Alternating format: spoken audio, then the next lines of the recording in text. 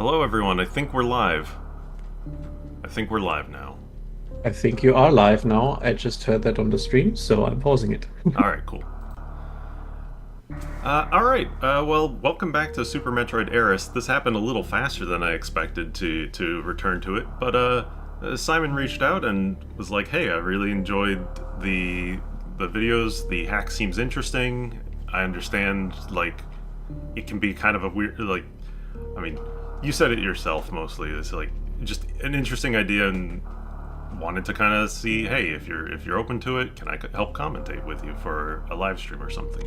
And Yeah, so, absolutely. yeah, I did think that it did look like interesting in the sense that, yeah, you see the looks is the main point, right? Yeah, and there are lots of cool ideas. Repurposing didn't always hit the landing, as one says. But also, apart from the looks thing, the gameplay and the design and where the items are is also like not bad. And I was interested, so I thought, yeah, why not take a look myself? Would be really cool for the opportunity, and thank you for it. yeah. Well, one thing I know is I mentioned it briefly in the video.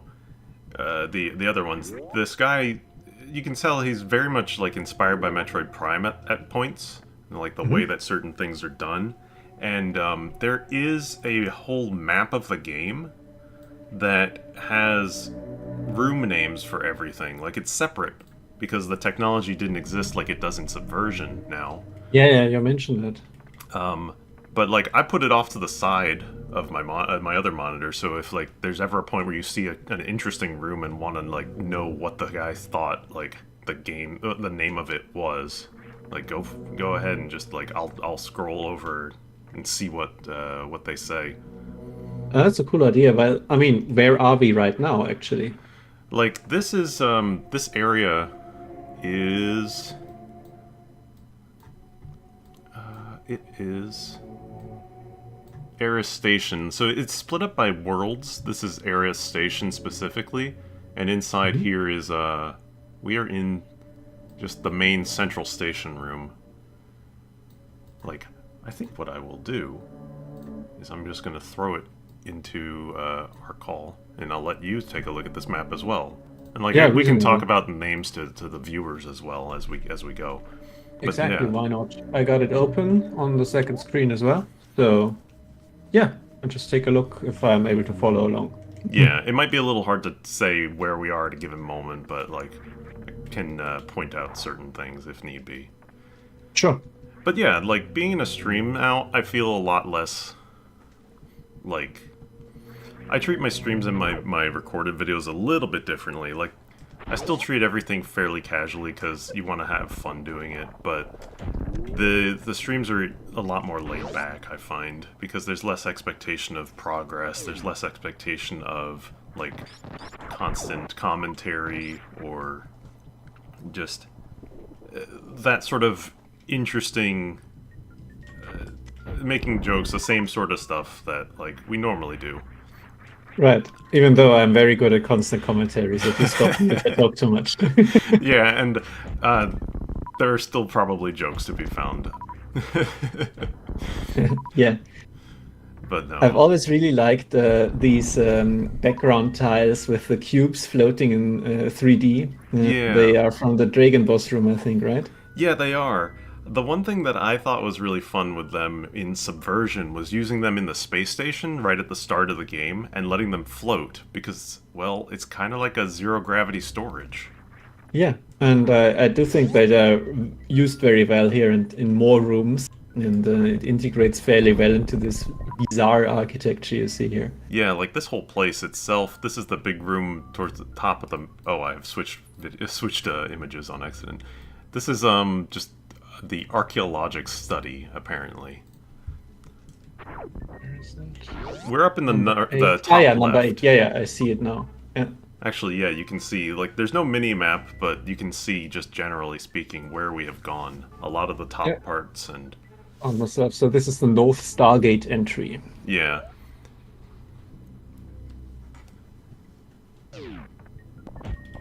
And yeah, here also the floating cubes. It's cool. Or these guys who have colored basically like the same as the environment, so they look like they're an The extension. first time I saw this room, I really didn't expect the slanted surfaces to be traversable. Yeah. But of course they are.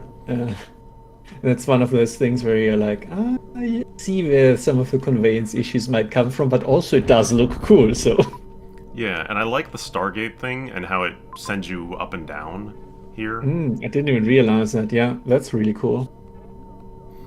It looks neat, but the visual language is not very coherent. And yeah, that is the big flaw with this one. As we've discussed in the thread before, a lot of difficulty in this comes from what's solid, what's not, and how can I tell?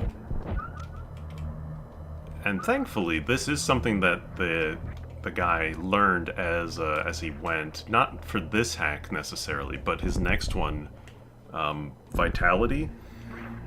I've been I'm considering playing that hack, but not entirely sure just yet. I want to play something else, but it's a.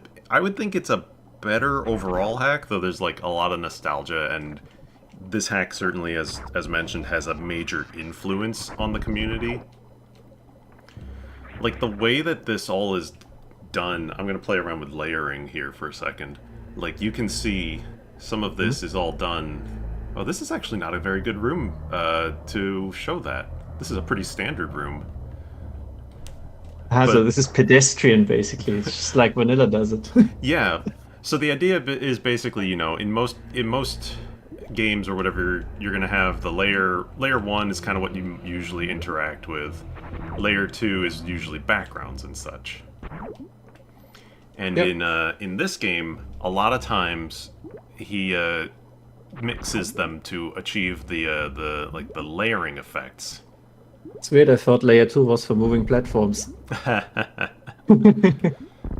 I want that spacer for sure. Yeah, that does make sense that you would want it. But so the layering tricks are often used for achieving that extra detail, that parallax scroll kind of effect.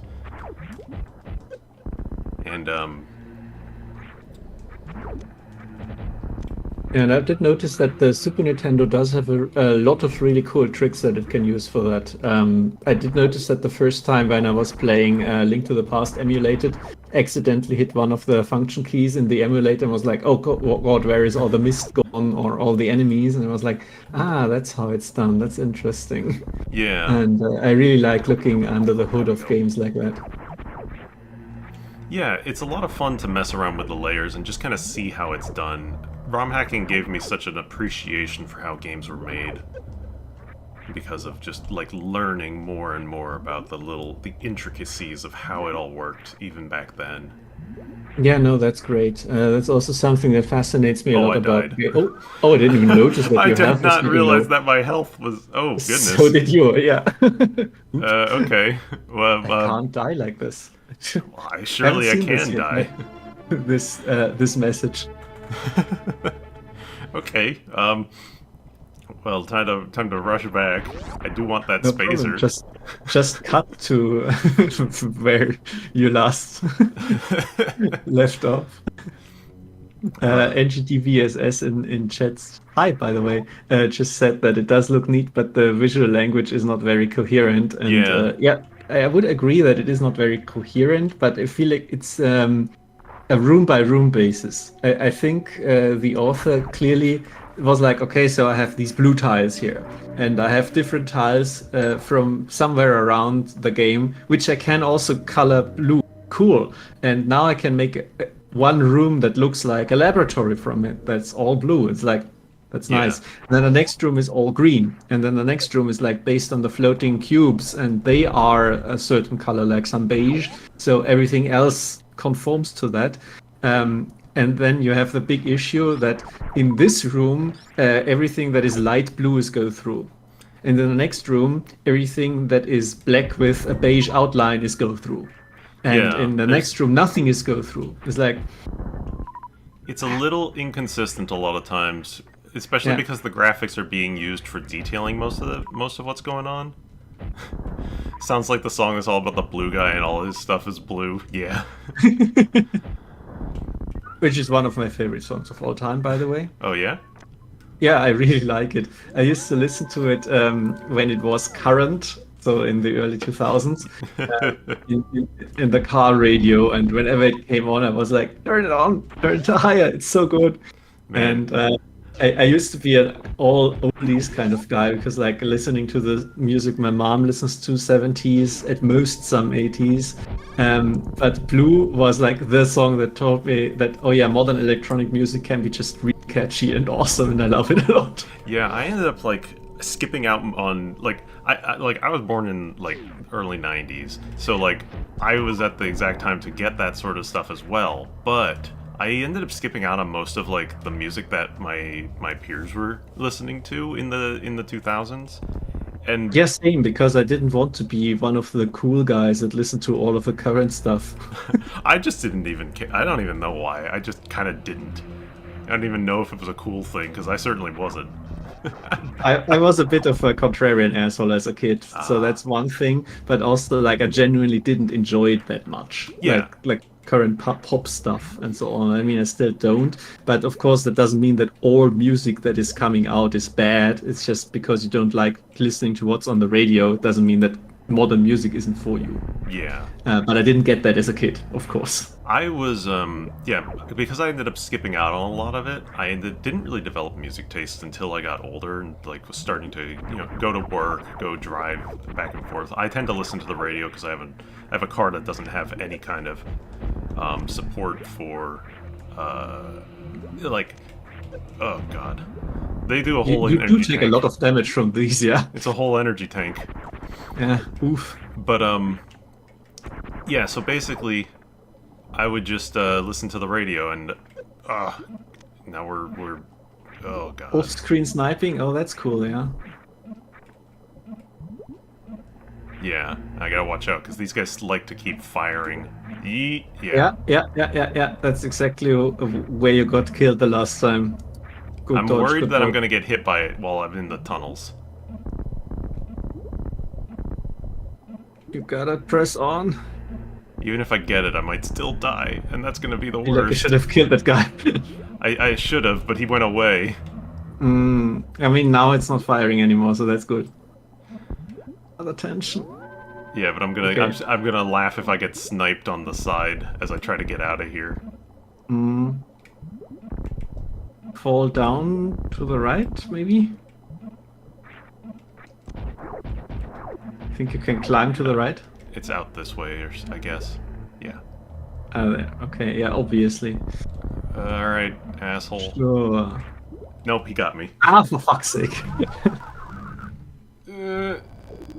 Oh, that's not gonna work. Oh my god, that worked. Oh, Uh, did you just like phase through it by the rewind? oh no. No.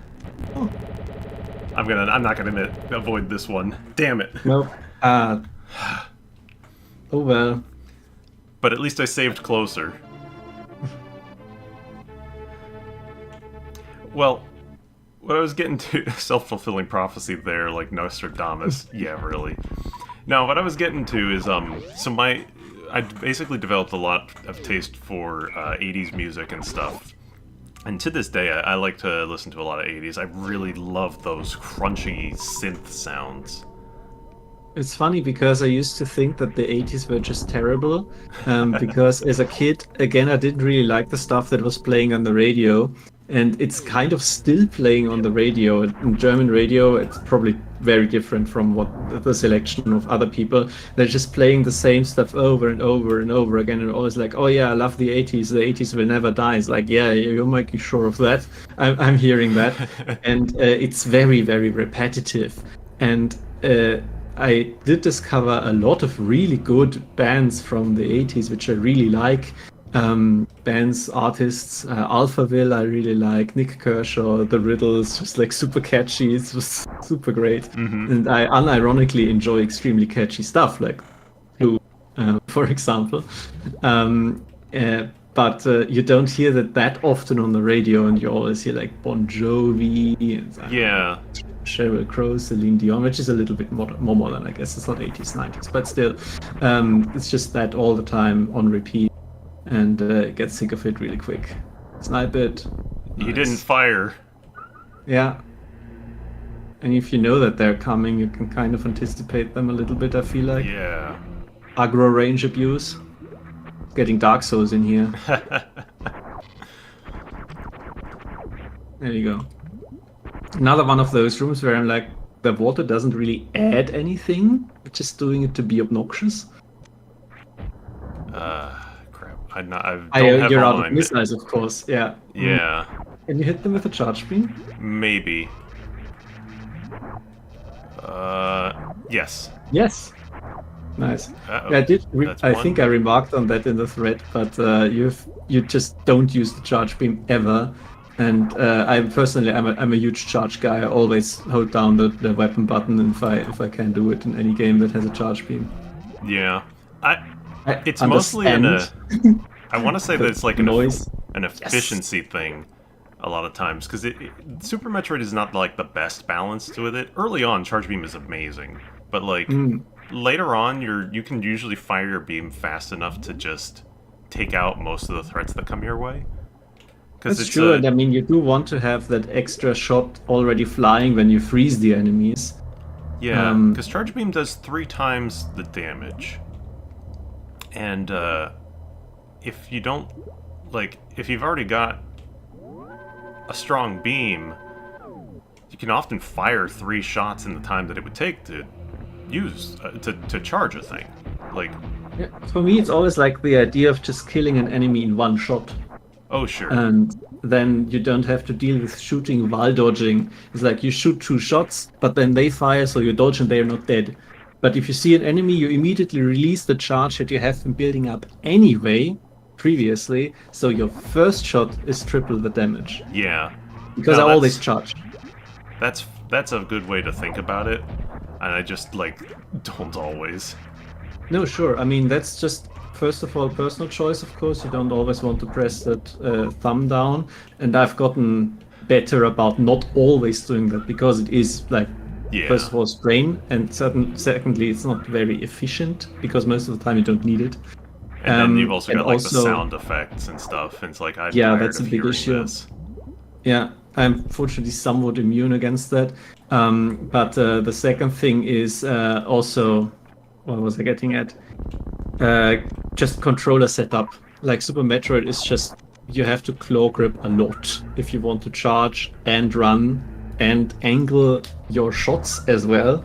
It's just not very well set up for that. It's much easier in the more modern Metroid. So yes, in Super, in fact, I don't charge that often because it's just super cumbersome. I love the dash Mega Man button. Zero X is amazing because I just put dash on the shoulder buttons and then no problem. Like, I love the dash button in these games, or in Super, but it does contribute to the whole claw grip thing. Like, and I'm sure that I have mine set up in a way that other people don't. Like, I do fire on Y, jump on B, X is my dash, and then A I have as my weapon select instead of the way that it... do it pretty similar, actually. Maybe weapon select is on select, but a main weapon on Y and jump on B is, for me, that's standard. Yeah.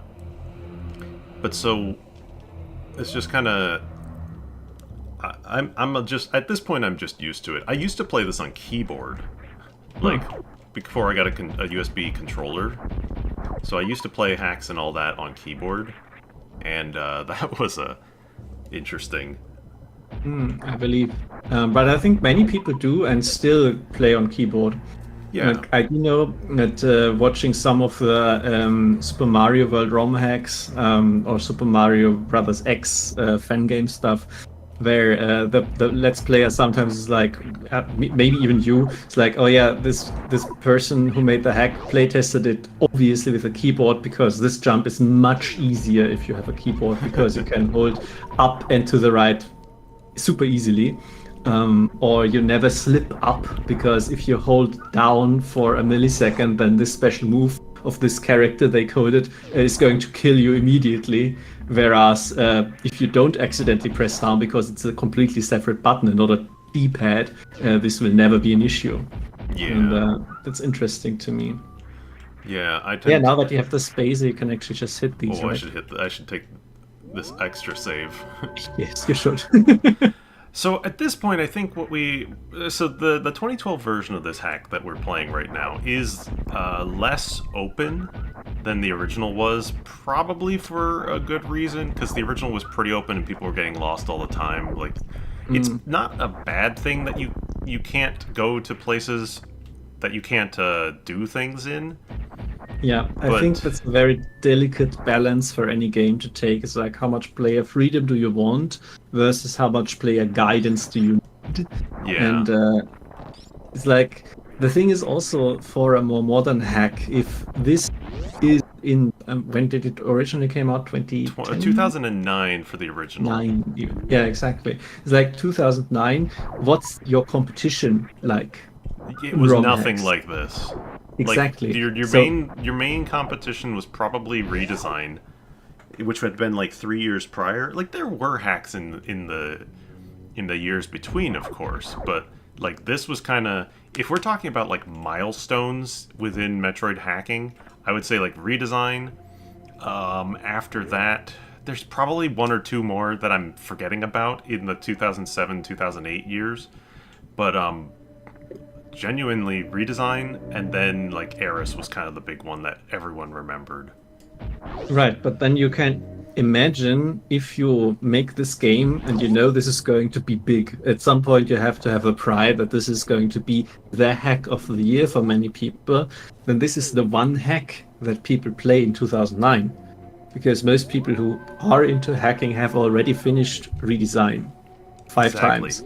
And they are like super hungry for Metroid content, and they're gonna get this and they're gonna be like, this is amazing. And it doesn't even matter to me that I have to retraverse the world 5 times over to find progress, because I find a little bit of bits and pieces here and there, and they just treat this like a childhood game, or ideally. And at least when you're traversing, like, again, for the age, like, this was it just looked so nice.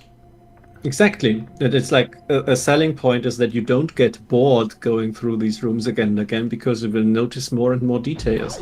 But nowadays, you are not only competing with other more competent Metroid hacks. If you are like saying, I'm making a hack now and it's super open and people might get lost, but that's okay. They can just explore more. People might just get bored and say, okay, I'm just going to play a different hack because there's like 5 zero mission hacks I haven't tried yet, 3 fusion hacks, a randomizer, and also I wanted to try that Link to the Past thing. Exactly. Or anything else. Or, you know, an official Metroidvania that might be forced by some mandate or a more business-oriented thing to just be player guided and more accessible to everyone in the first place. Yeah. And so you end up with instances where, like, this feels old. It has some older design sensibilities to it, but at the same time, it's just, there's something about it. There's this window back into the way things were. Even with this update, like, it's still just, it's somebody commented recently. I can't remember if it was in one of my threads or if it was on YouTube comment, but just like appreciating the history of like this and going through and talking about like the way things are, how having the context of being someone who was in the scene from the beginning or close to it, and like. Yeah, it's a lot of fun, like, being able to share that kind of knowledge in here and giving, like I said, the context behind why things were the way they were, even if it isn't, like, the best reason. Like, it's like, oh, this was it because that's just how it was, and, you know, it's covering for a bad decision, but still. But often that is just the unvarnished truth, right? And it's very, very valuable that you can give these specific insights here, because you don't have to guess. Because for many games, where you're like, okay, so why are PlayStation 3 games so brown and gray? And it's like, oh yeah, that's just the style at the time. And it's like, okay, but is that true for every game? Was this one specifically bad? Was it called out for being bad at the time? Is there a reason behind that? Did that follow a trend? Did like a game come out a year before, which this one is aping? And so on. It's like this is a context that many more people have because those were mainstream games and thousands of people played them than this one here, for example. Right. And that means it's much easier to analyze these kind of game design trends, flaws, ideas, and so on. But for ROM hacks, it's much harder, I feel like. So this is why I always love following these things, especially from people like you, who just were there all the time and could follow those trends in real time. And I love like visiting ROM hacks because they are a window into the mind of somebody and the way that they wish to like design. Mm-hmm. And I always find that super fascinating. Actually, I do not want to be in this room yet. There are Metroids in here. This is on the bottom right of the map. This is the big room, that's the big dark blue room with 2 on it. Cobalt Mountain. Oh yeah, I see it now. Cobalt Mountain Crystal Caves? I think so. No, it's not. It's Phazon Gardens. Phazon Gardens. Right. Sorry, there's like 20 shades of blue here. Yeah. Phazon Gardens, yeah. Oh wait, yeah, I mean Phazon, they kind of nailed the aesthetic. I see it now. I was wondering what all the flashing was about, but now I get it. But yeah, it doesn't seem very welcoming. No. Let's not. But because like I need an ice beam. Makes sense. Just don't. But yeah, I mean you can go down here anyway, so that's fine. Yeah. But the actual progress that we want is up this elevator right now in this horrible flesh area. Up, not down. Never mind. That must be the Phazon Hollows and the Great Hive Tree then. Yeah. Oh, I was wondering if the author was going to use these eyes for more than just decoration in that one room where you pass by a bunch. Right, but regarding game design trends as well, something that's also always interesting about ROM hacks is, I think a general idea is that people are of course a fan of the game they're ROM hacking for, but there is always an element of I could do this better. And I always think it's really interesting to what things are kept as unquestionably part of the game, and what things are like, oh yeah, you know what, I think we were not going to do that. I see that a lot with Mega Man fan games, for example, where I'm of course a big Mega Man guy here, and it's always like every Mega Man fan game, at least a lot of them, just is like, yeah, of course you need to have Quickman lasers, of course you need to have Yoku blocks, the vanishing on-off blocks, in case people don't know that, and it's like, personally, if I was making a ROM hack of Mega Man or a fan game or whatever, I would just not. Like, I think they are garbage, both of these things, and I would just never include them. But it feels like there is a lot of reverence in the community for these. And I personally, I don't get it, but I'm not going to like tell people not to do it. Like, yeah. How would I do that anyway? Oh, good energy tank. Oh, that's very. We're gonna need this. But that is always very interesting to me. That what people keep and what people cut out. Yeah, and that whole I think I can do it better is literally how we started doing our whole Awful Emblem thing years and years ago, and it's still ongoing. We are like almost, I'm gonna say almost done, but that's still like, we're in like, I would put us at like the last 25% of the game, honestly. And like we haven't had an update, a public update about it in a long time, but it is still on the way. Still, it's just, yeah, that whole thing was some manner of hubris and some manner of just... Oh, what happened to Spores? Yeah. We're gonna play this as carefully as I can, because this area, this is probably the best argument for not playing the original at this point. Because this whole area is pretty tough. I mean, this already looks like I'd be going, yeah, you know what, no. Because I already hate Spore Spawn in the original. It's both boring and obnoxious. and it's always mystifying to me why people who make a ROM hack don't agree, because it can't be fun to you to play Spawn, right? Like, it's not a good boss in the original. Yeah, but the problem is that he ends up creating like just a way for. He's one of the mini bosses, you know. He's like, none of the bosses in the game are particularly hard for players anymore. There's very few ways to make them actually challenging. And like, yeah, Spawn is probably like the one you want to deal with the least, because there's like no good way to handle him. But he is there. His status as mini boss can, in fact, inform certain designs. Because, oh man, I lost that. Oh shit! No, it's all right. I wanted that health and I got greedy. Yeah, I got it. Like, you can use his death. You can use his death trigger to open up certain types of locked doors, so it's good for progression. But yeah, I don't know. He's probably the worst of them, and making a fast Spawn fight is probably preferable for most people. Yeah, that's one of those things where I'm like, I feel like the first thing I would go and look at when I would want to improve Super Metroid, which is a very, very good game, but even the best games have flaws. I look at what parts of Super Metroid did I personally as a player find obnoxious first time, and still don't look forward to the next time and the third time. And Spawn for me is top of the list. It's like, this is not a fun boss. This is just awful. Even if you know exactly what you're doing, it takes forever. And oh, that's cool. And for example, also like the farming aspect, I would try to mitigate that because it's not fun. You just put more missile stations everywhere, make the recharging instantaneous, or I don't know. Oh, immediate another mini boss? Yeah, this is why this part is hard, because it's a double mini boss fight.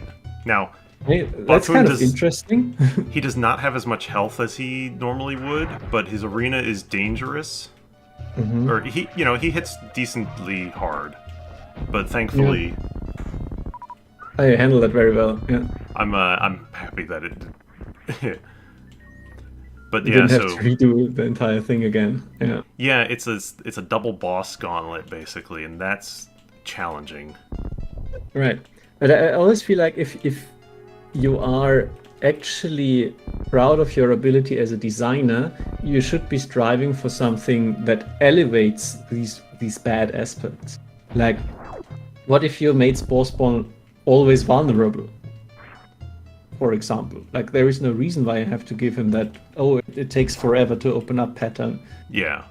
You should be skilled enough to pull this off in the code. I mean, of course, maybe I'm like, okay, this is completely impossible actually, and it must be super difficult to hack this. I've never looked into like how Spawn works or anything like that, because a lot of things you can do a lot with the bits that define enemies. And mm-hmm. Because he's a mini boss, I assume he's got more to him than a regular enemy would. Like, you can make regular enemies completely invulnerable to beams and such, but he's got to be somewhat different. Most bosses tend to be. Were both of these super missiles just completely hidden? They are, but this is your reward room after beating everything, so they are at least visible. These thorn things, yeah. Okay. Yeah, they are at least kind of called out. Check everyone. Yeah, no, it makes sense now. But I didn't originally see all of the spore things because they blend in really well. I was like, wait, he's actually actively going for these specific corners. There we go. I think it's just the three. There's 3 in here, and yes, you only get 1 per pack. But nice that they give you 3 at least. Yeah. And then you can get yourself out and back to the save station. Cool. But yeah, I mean, I don't know for Super Metroid, but like, if we go back to the Mega Man examples, like, okay, you want to have a quick man laser section, like, why make them instant kill, for example? Yeah. Just make them deal 1/3 health. It's still a huge punishment, but it's not nearly as bad as they are in the original, because everybody hates dying instantly. Like, you can't tell me that people actually like quick man. It's like, that's the thing. Like, just try and improve upon the original. Like, that should be your main goal, in my opinion. But yeah, and I mean, obviously, this author put the emphasis on improving how the game looks, and maybe didn't even have this kind of idea behind that they wanted to improve the gameplay per se. Just yeah, change at the time, there was really not that much in terms of the changes to gameplay. Although there are small things like respin in midair, right, and yeah. Because it's momentum. obnoxious in the original that you can't do it. Yeah. Was that a fake power up? No, that charge beam is meant as a as an indicator to you that that's what you need to break the rocks.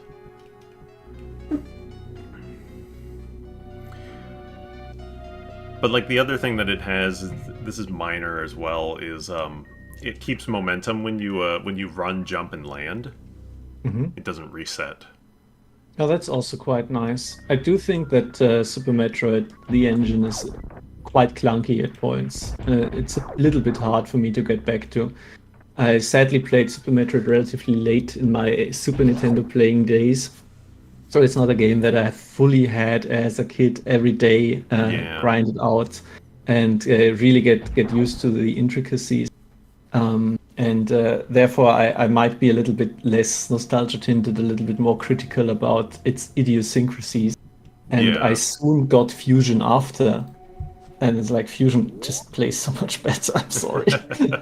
I'm kind of the opposite in the way that I came to the games, because I only played Prime when it came out. That was my first introduction to the series, and I absolutely loved it. It's still my favorite game to this day.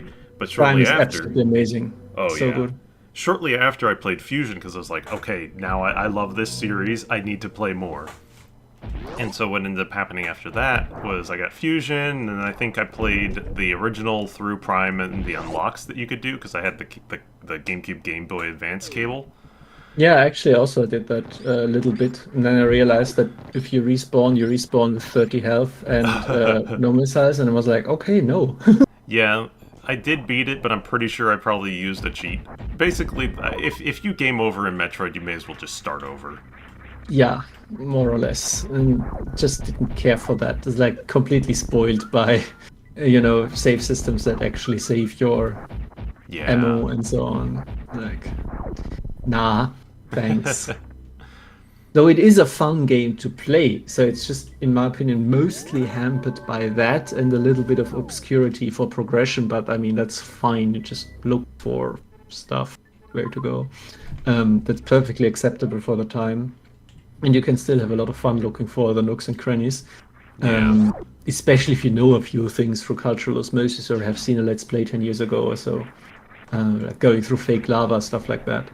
And then, I only got to Super later, because, I had a Super Nintendo growing up, but I never had this game. It was never on my radar.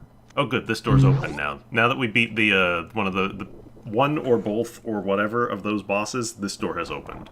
Well, that's very random, to be honest. Well, it was locked in one of the videos that we came to, and essentially, if you're playing a hack and you encounter a door, there's a couple of ways that you're gonna... where you wanted to kill all the crabs in the room? Yeah, well, that's the thing. There's a couple of ways to unlock a gray door, and one of them is going to be kill a certain number of enemies in a room, and then the other is going to be, okay, well, then there must be a boss or something that I have to defeat to get in. Power bombs. Right. Yeah, no, that makes sense. But if you know how the gray doors work, when I first played Super Metroid, I was just like, okay, stuff is just opening basically at random, and I never looked into the game too much. Myself. And thankfully, it's not too hard to figure out as you're playing in vanilla. In hacks, you got to really start thinking, okay, what could it be? But also, I mean, if you don't know where to progress, and this is the only progress spot, you're just going to walk around the map anyway, looking for stuff you missed, and usually in the Metroidvanias, if you play them the first time, every time you repass through a room, you might go like, oh wait, actually there was an item here and I couldn't reach it, but now I can because I have bombs. Or Exactly. whatever. And like I And just got super at some point, you're missiles. just going to be like, wait, I've never been down here. And you might not even remember that this door was locked before. But now you go down and it's like, huh, okay, that's weird. But I guess I can progress there. And don't question it. It's fine. Yeah. Yeah, It's if like, it's that very door easy to figure, like, it should have pointed out that this door is now open. It's like, yes, for modern game design sensibilities. or if that maybe. door had been flashing, I don't know how it's handled exactly. It might not be one of the doors that actually unlocks from the defeat of a boss, because there are differences. But whatever the case, I really like this room. This is supposed to be, oh, I can't beat that. These guys are still strong. This is supposed to be the philosopher's classroom, it says. It's in the, like, the area on the left side of the map. The Western Ruins? Yes. Marble, It's Marble now. Shrine, yeah. Marble Shrine, exactly. Yeah, it is. And like I think it works because you got all this white stone. It is a classroom, yeah, that makes a lot of sense. It's an auditorium, and you even have the podium in the back, so it does have that full 3D effect. Yeah. That's really cool, actually. What's the flashing crystal in the middle? We will need that. So it, as inspired by Prime,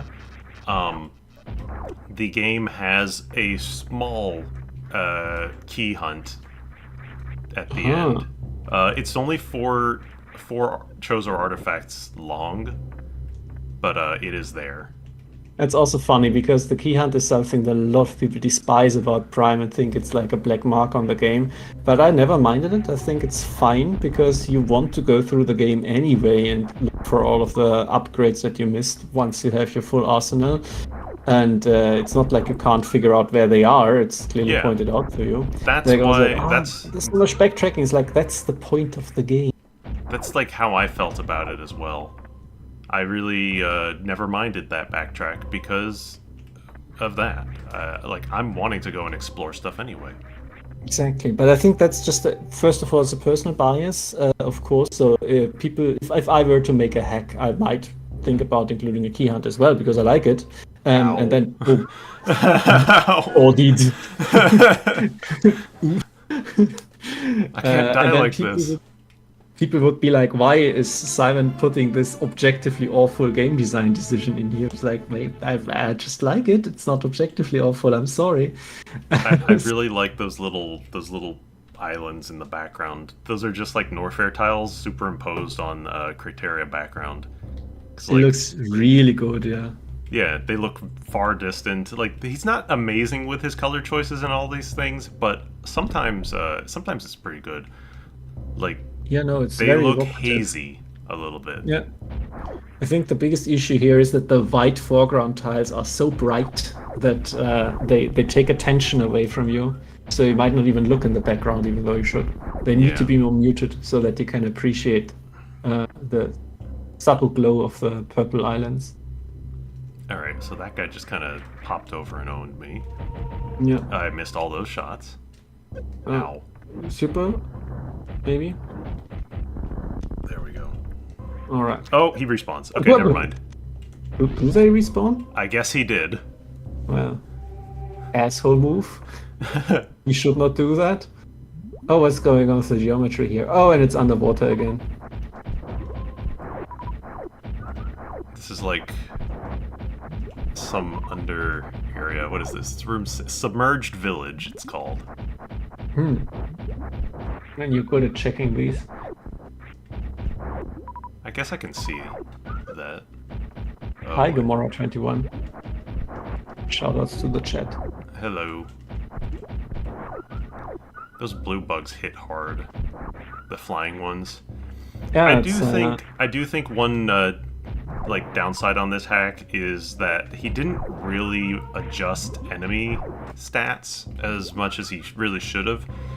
Like there are So it's some like you put a really late game enemy for flavor here, and it hits like a late game enemy, but you're not even in the mid game yet. yeah, like the crabs do like 120 energy or something like that. They hit hard.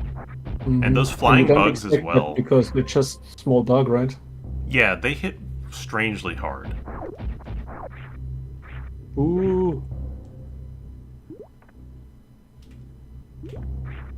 Yeah, clash between background and foreground. We actually just mentioned that where the foreground is just so bright that you don't even notice the nice background art. Oh, We're stealing his shoes. it makes sense in a way. Yeah, it's the shoes thing that you're getting, and of course you get the speed booster underwater. That's cool. The House of Artisan. I like the chandelier. And it's very organic. And this comes down to this is the layering effects and stuff like that. Like half of it is in the background, half of it's in the foreground. Oh, and that's how it moves like that as well, because the background layer has the wavy effect on it. Yeah, like that's an unavoidable thing, I suppose. No, but I it's mean still, that is. I'm pretty sure that is intentional as well, because it they could could be. have all of it in the foreground and then it doesn't move. But this way, it looks like it's, I don't know, tessellated. Well, part of it has is it tresses. can't all can't all be in the background if you want that level of detail. Basically, by overlaying tiles, you get graphical combinations that are not possible without taking up way too much space within the actual graphics files. And so that ends up being part of like this guy's specialty was being able to see, all right, if I lay these two graphics on top of each other, I will achieve some effect. Yeah, that's cool. I mean, here also, like the background, great. Foreground, purple column, great. This white, terrible. I actually like the white in a sense. It helps for like this area. There is really no question on whether or not you can stand on a thing. Actually, you went through a lot of these statues that are the exact same white than others. I'm These sorry. guys respawn too. Oh, but why? Don't know. Something special about this dragon shrine. It must How is be his it. eye? His eye is just hanging out in the background. Oh, very fun eye. It's kind of like a crab dragon, right? Saw the claws? Yeah, Yeah. using all the Ridley stuff. Oh, that doesn't look good. Bit of a cut off here. Oh, what, in the side? Yeah. I mean, you do what you can. Oh, Oh, well, that's hidden. don't worry. I'm not worried at all. You're a master at this.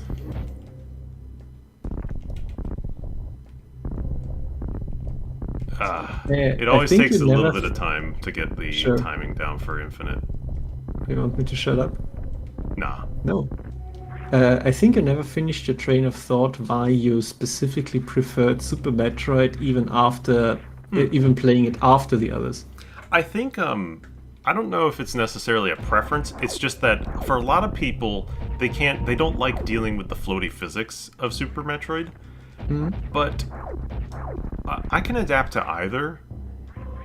I don't really mind the floaty physics. Something about them, they just feel fine to me, and that could just be from just being used to it, I guess. But even people like today will still be like, oh, I don't like the floaty physics. But most attempts to change the physics in Super Metroid always go poorly. Like redesign, people don't like the physics changes in the redesign. People don't like a number of things about redesign, but that's definitely one of them.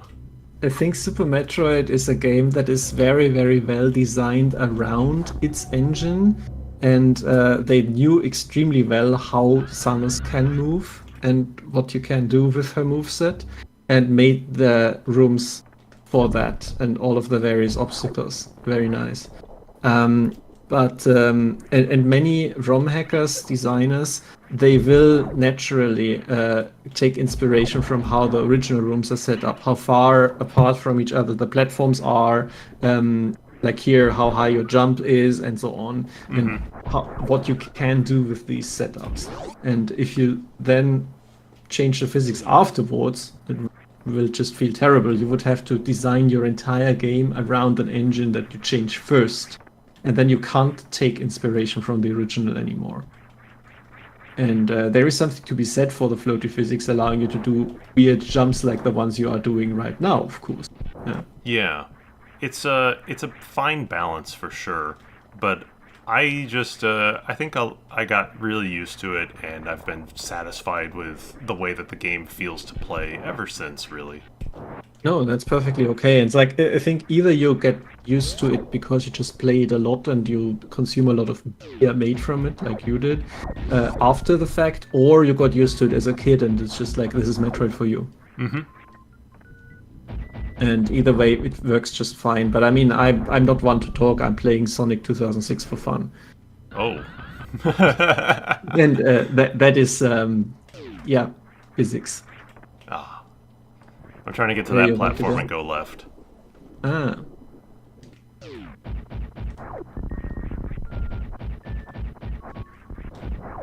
But yeah, NGDBSS knows a lot about me playing Sonic 2006. She's guesting on my videos. Ah, okay. I think I gotta, like, jump through that door. The only reason I'm bothering to go and try to do a speed boost puzzle right now is because I think, maybe, it might be... Oh, I can get that too when I come out. It might be a super missile. Yeah, that would be worth it. You know what I'll do first, though? I'll just hit this. Oh, that's reasonable. We did not finish the very hard levels yet. 4 more as a group. Sorry, I should have just written that in chat. Ah, don't worry. If you make videos out of these, you would cut out these attempts anyway, right? Maybe. It all depends on, like, what's going on in conversation.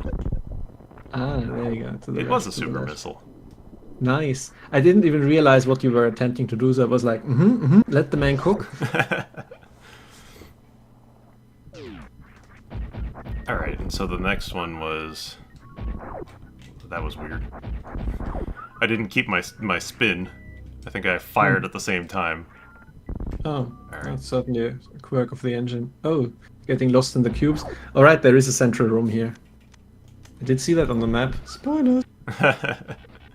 Wait, there is... Ah yeah, this is secret storage. That makes sense. What are these weirdly colored things? Huh. Is that it? Yeah. Wow. Okay. I mean, it's relatively easy to get these missiles into this room, I mean. But still, it's a lot of... much to do about a missile pack. I'm trying to think, where am I going next? I got myself a speed booster. There's a... I guess there's a couple places I can go. Oh, I can't help you much. You obviously know the game much better than I do. I did notice 1 or 2 speed booster things, but would be hard pressed to tell you where that was. Oh, I think...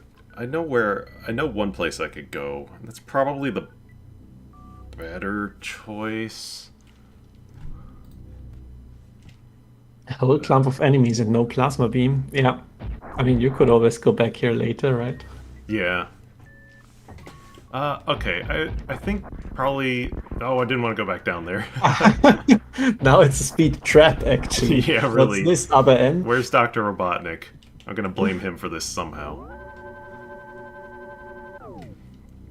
Alright, we're gonna go back down to the lower area. Have you played other end? Yes. I don't own it any longer, but I have. Yeah, I bought it for like €7 used, which is at least 10 too much. I bought it new. Oh, condolences. Nobody knew it was going to be bad when it came out.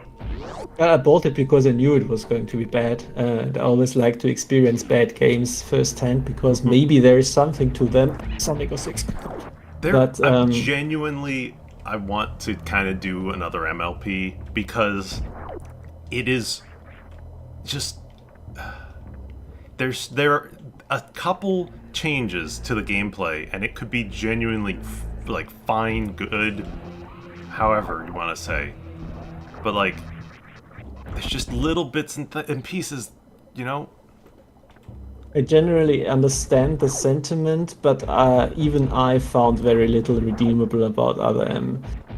I think for me, the moment that made me realize that Other M is just a bad game, like no matter if you cut out the story or whatever, was when I was finally getting the speed booster, and you have these long corridors between sections, and I run through the corridor, and at the very moment that Samus would get the speed booster activation, there is a small section of the corridor floor where you trip over and lose your acceleration. Yup.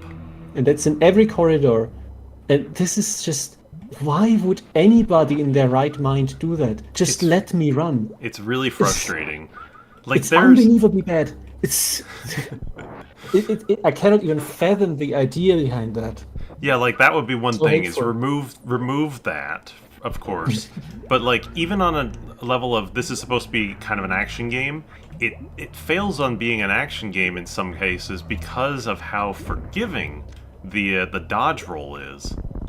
And like this isn't a gatekeeping thing like, oh, it's got to be really hard. It's just like, no, there's genuinely like no downside to just mashing the D-pad anytime you need to dodge anything.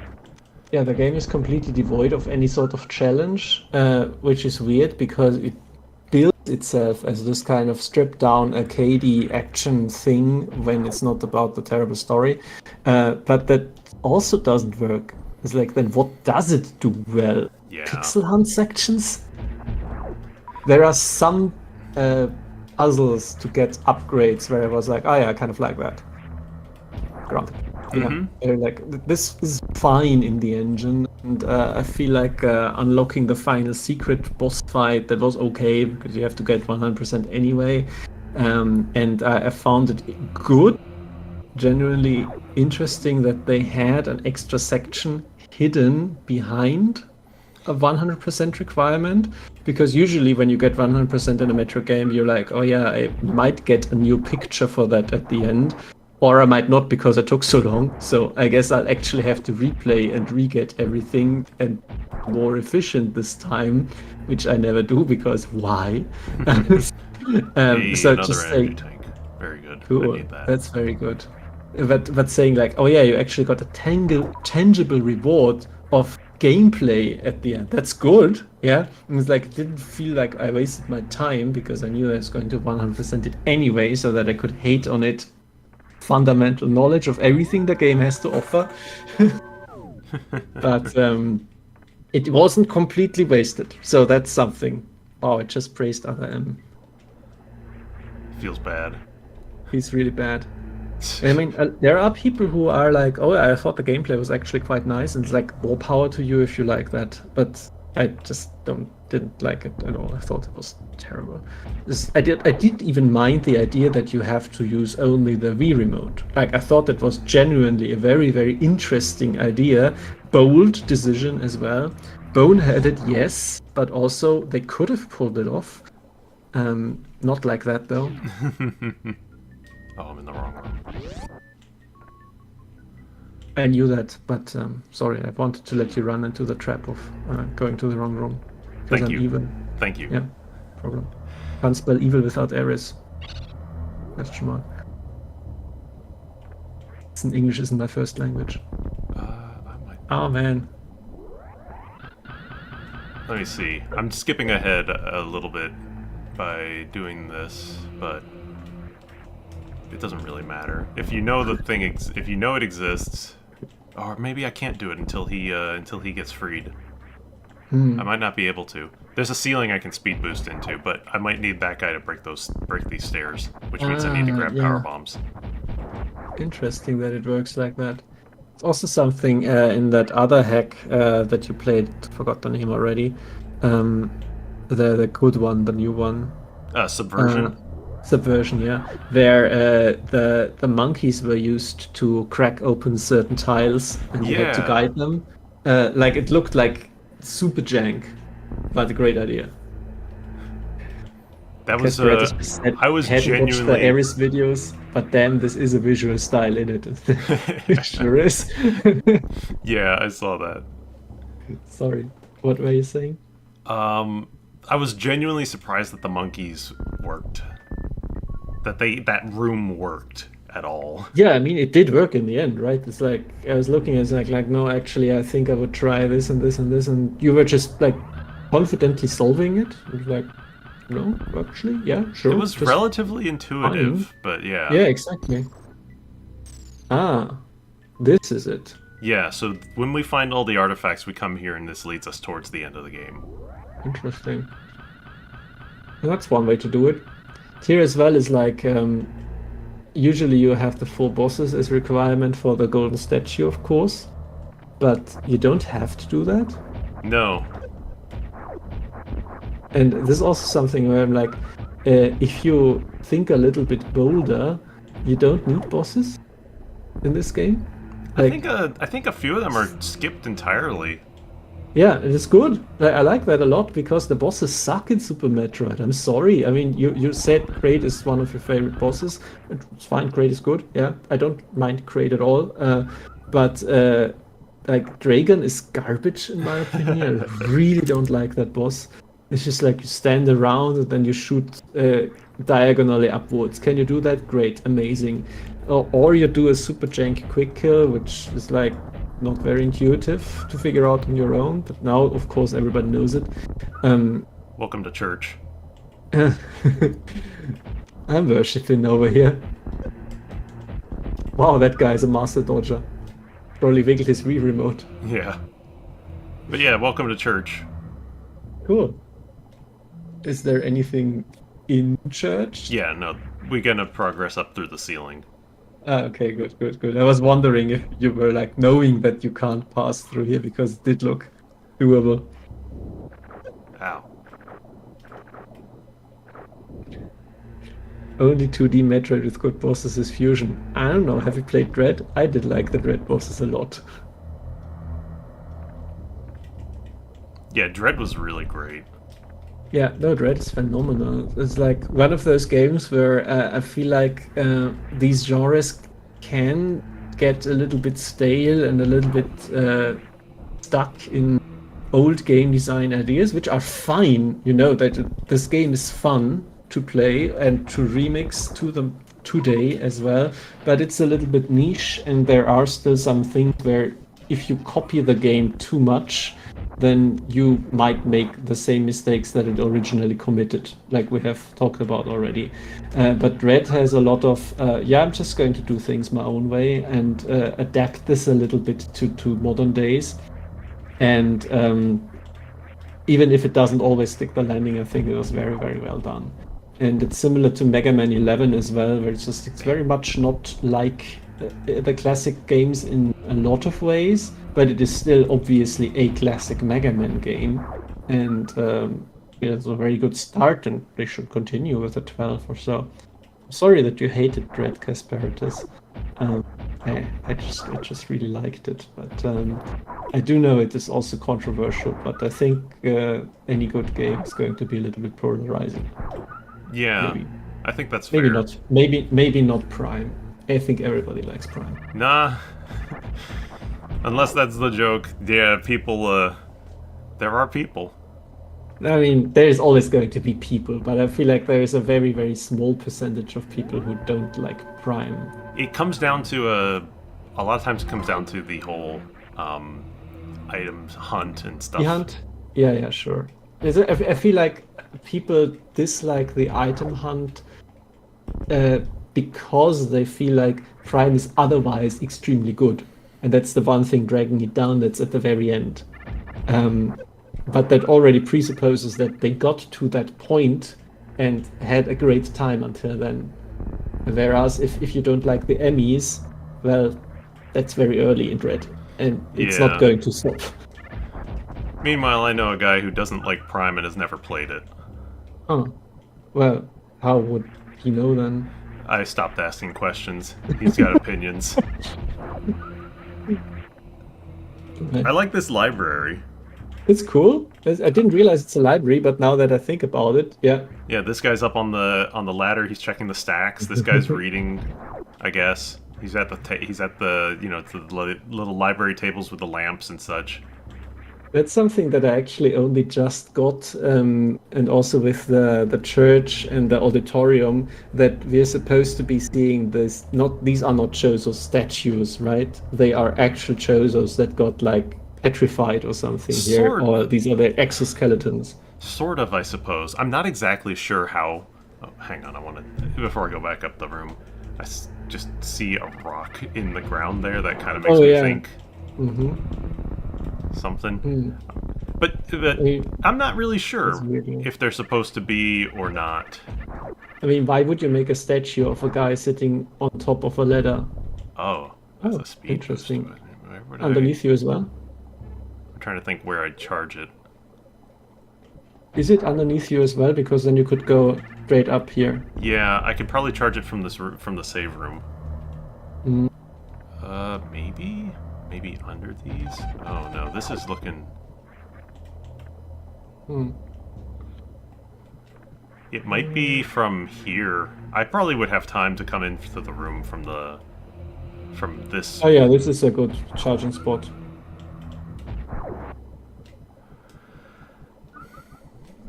I'm probably gonna overshoot here. Yeah, Yeah, I have to this is stop some it before I get down the ledge. subtle engine knowledge, which also I think many people pick up as they play. But if you leave one of the pickups behind, then the enemies won't respawn. Yeah, yeah.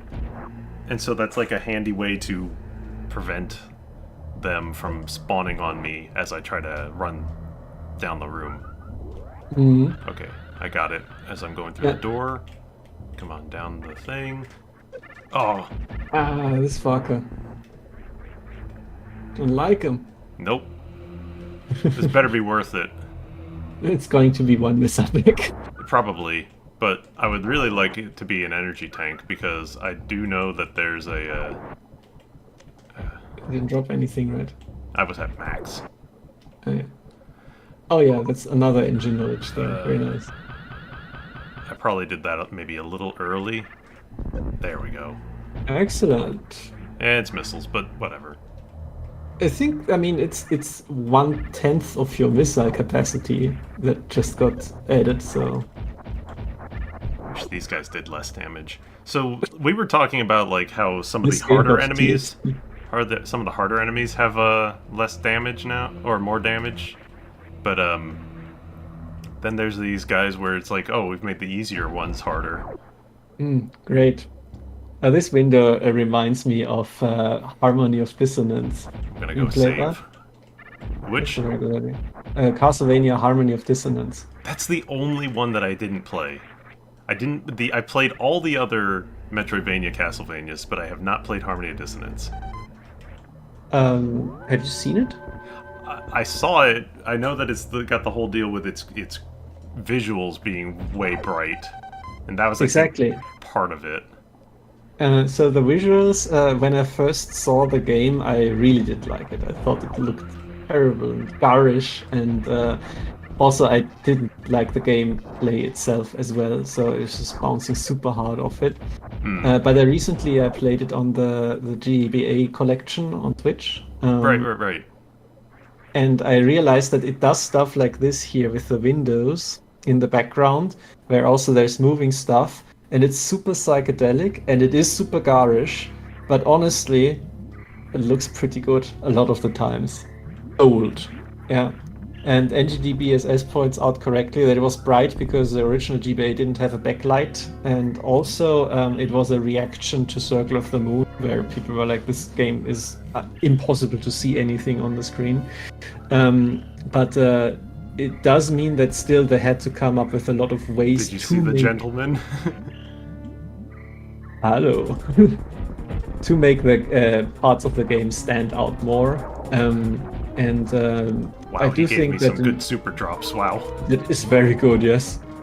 In many ways they did pull it off, and in other ways they overshot, but still, most of the rooms are actually individually very diverse and striking.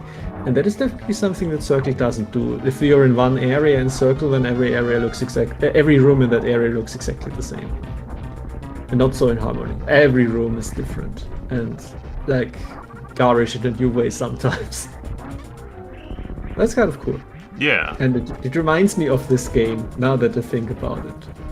It's very easy to identify which room you are in, when he gave you an easy time here. Yeah, he really did. This fight can be very dangerous. Uh-huh. Especially on that terrain.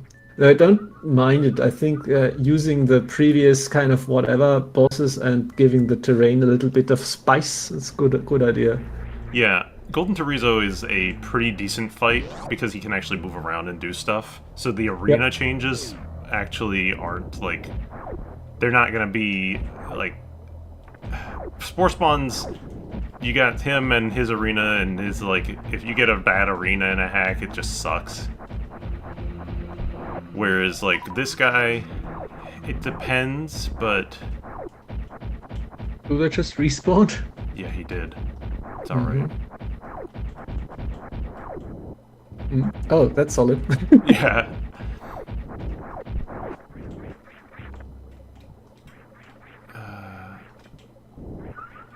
There?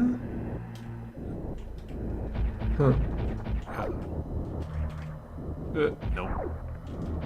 Okay. Is that a power bomb? Yeah, That's it is. blinking That's up what there? we're getting. Ah, yeah. So you are seeing like non-pick-upable power bombs in the background, and the one to the top left you can. Okay, sure. That seemed obnoxious. I think there's. I can't recall. There might have been a chance that I've missed high jump so far, or could have had high jump by this point. Because there is still some exploration to be done, and there was a set of ninja pirates that we fought towards in the outside on like the surface area of this Right, I remember game. those. Yeah. And at this Oh, point, you we have ignored enough. them, right? Yeah. Yeah, we have enough missiles, and I have charge beam and all that, and I could go that direction. I think having super missiles would also allow me through a door or two. And so, like, I get it. Like, I probably could have, like, Yeah, the thing is, like, high jump is highly optional if you just naturally can wall jump. yeah. 4 power bombs. Oh, yeah. No, that's true. I mean, not that they are very useful in combat, so it's probably the decision to just let you bomb stuff, which is blessed considering how much is hidden in the walls. Yeah. Appreciate that. We're Thinking gonna about Fusion's 3 billion powerbomb pickups now. we're gonna take a moment to quickly. We can't leave out the way we came, but that's fine. Save, save, save, save. Yeah. I was just waiting for that guy on the top to make his walk. Oh, I didn't realize that there is a puzzle to this. And that they can break walls. Yeah, enemies can break walls. It's used very sparingly. The main place that it gets used is in the original is the digger robot in Meridia. Yeah, right. I mean, that is specifically designed to do that. Yeah. It's But we've seen that a bunch of times in the hacks now. Yeah. I wouldn't always recommend using it Wouldn't because either. they are completely invisible to the player. There is no information whatsoever that the player can discern about the status of enemy break blocks. It's not like, you know, you can bomb them and see a certain graphic or anything. Yeah, that's something that would have to be clearly communicated unless you want it to be obscure. Like, I'm imagining like a puzzle room where you have to route some crabs by putting obstacles somewhere or whatever. Yeah. Or what you can do is you could sit down and just like create a design language for them. Like, okay, I have this gray block with this design. That's a block that an enemy can break. Exactly, and then make it mandatory to see that once. Classic stuff, where it's just like a snail slowly chewing through a floor, and you can't help but wait for it to do that, and you're like, okay, Yeah. connect the dots.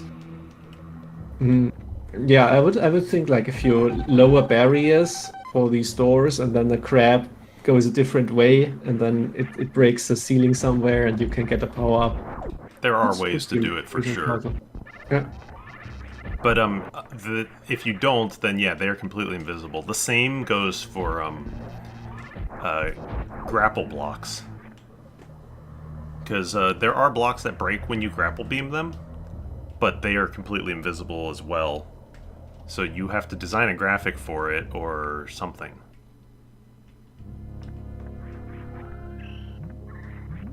Yeah, I mean there is a graphic for a breakable grapple block. Yeah, but it It's only the becomes vanilla one. visible once you grapple said block.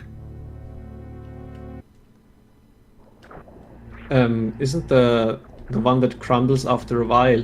Hmm. I mean, that is crumbled Oh, visibly in the Vanilla Super. it is. However, the thing is,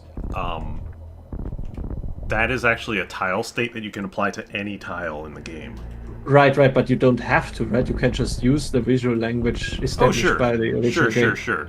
What I was just saying is, like, it's a bad idea when people do that and don't, like... Oh yeah, I mean obviously. 'Cause- I was just even not even considering why you would do that. It's Yeah. like because it seems so completely idiotic to me. But no offense to any hack creators listening. Thankfully, that has not been the case for a long time. Like, people don't really do that anymore. But in old hacks, like even older than this one's original release, people would do that sort of stuff just because, well, we were all stuck on modifying basically the original game only. The whole I mentioned a whole thing in the searching for items LP about half hacks and full hacks, and half hacks were basically you take the original game's map and layout and just remodify the contents of the rooms, because that was Right. like easier and didn't require as much in-depth knowledge of how to work the game. And think so it's people also would just create all something sorts where- of like challenge levels by doing things like Exactly, that. yeah. They would just hide everything. Challenge was definitely something that I was thinking of, where like you have an audience in mind of people who know all of these various systems and weird quirks, and you make a hack for them. And you're like, okay, so you think that you know Super Metroid? Guess again, I'm using the most obscure mechanics you can think of, and that is not like spiteful. It's supposed to be a thing where people go like, oh, that's clever, I didn't consider that you could use this and this. Which is still something where I would say, okay, first of all, that would be really clever if you do this and this and this, but it should also still be, there's the Fable Evasion item. Yes. It should still be accessible to a player who doesn't know these things.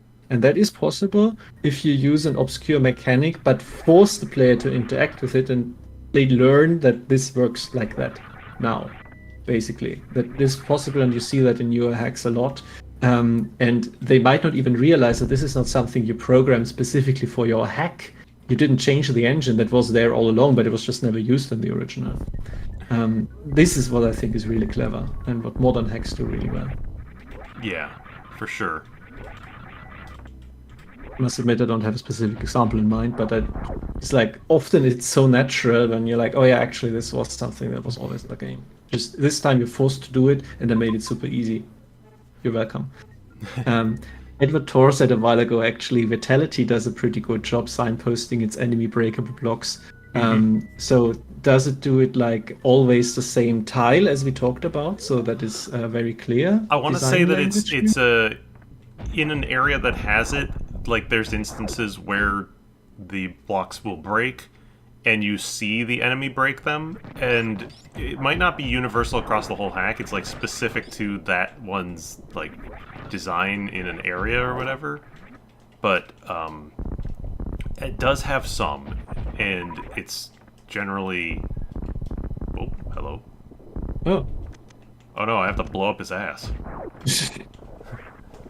Behind its ass, there is an explosion. There's this environmental storytelling here. But a yeah, no, fart joke. if I remember right, it does work pretty well. Do you have that on your list? Vitality? It is on my list. I'm just not sure if I want to do it, because it's going to be like, all right, this playthrough is going to talk specifically about like all this guy's hacks. Is that by the Eris person? Yes, it's Sorry, his later you hack. did mention that, but I forgot the connection. If that was like the next project or the hack by that person. Right. No, it's just a decision on, well, maybe I'll do it. Sure. You don't have to do every single hack that we mention here. Yeah, but it And would Harmony be a of good... Dissonance blind playthrough. I've got an Axiom Verge playthrough as well.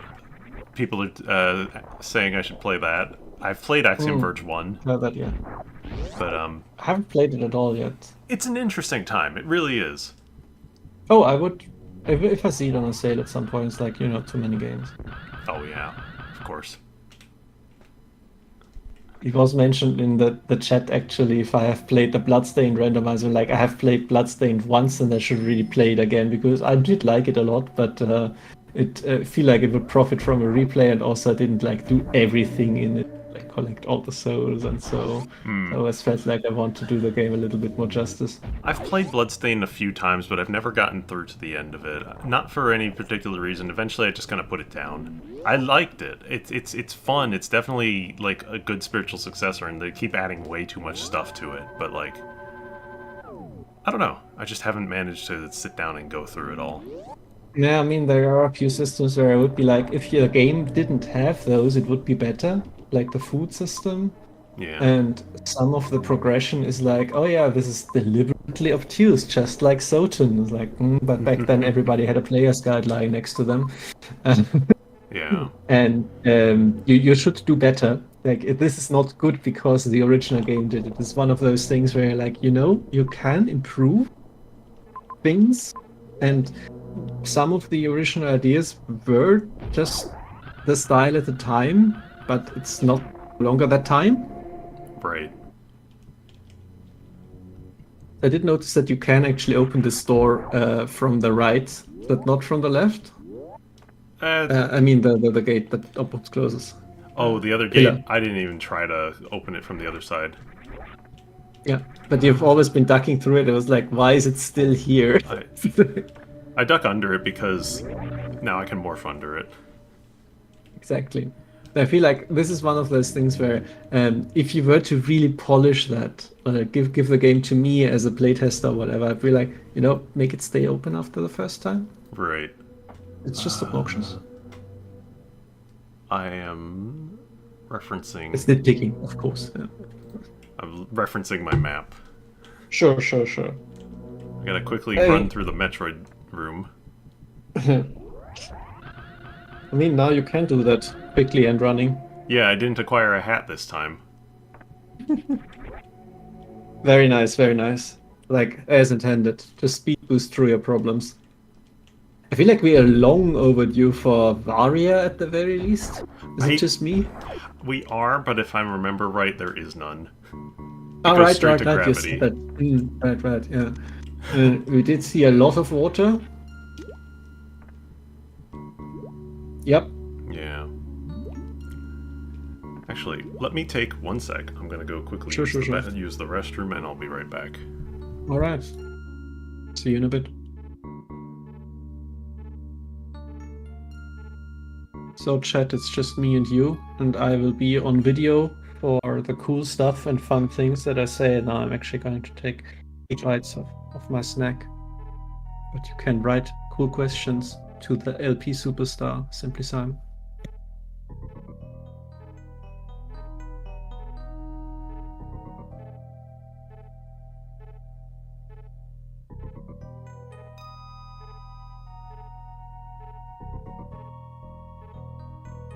What's your favorite Castlevania?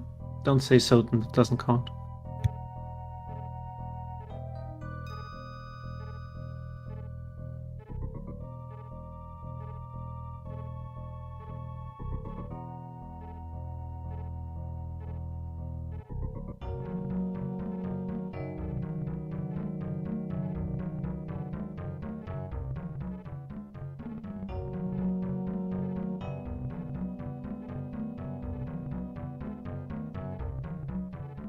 I did play Time Spinner. I don't actually know about the other two. How do you like Time Spinner?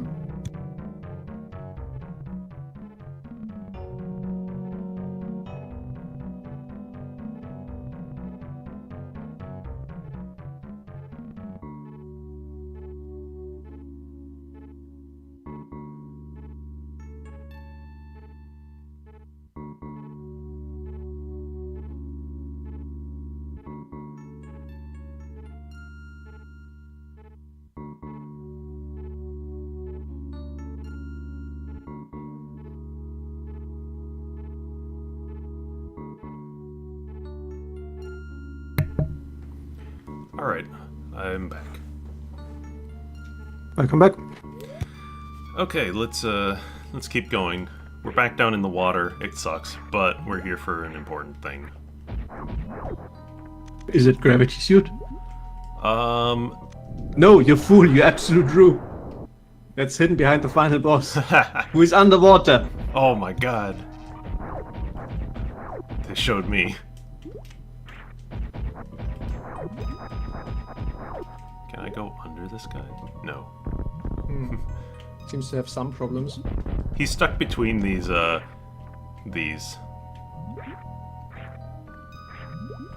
you also didn't figure out what the background and the foreground are. In here? Hmm.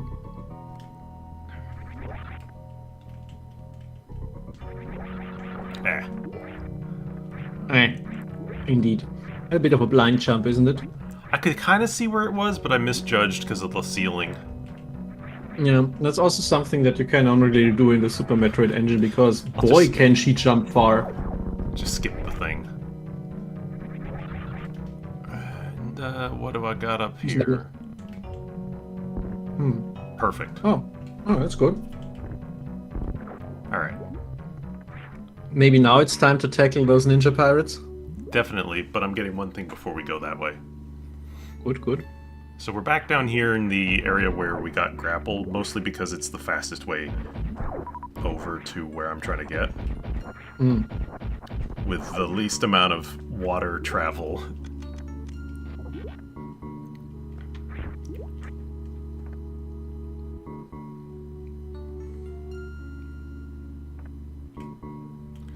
There's something I like about this room, even though the perspective doesn't necessarily make sense.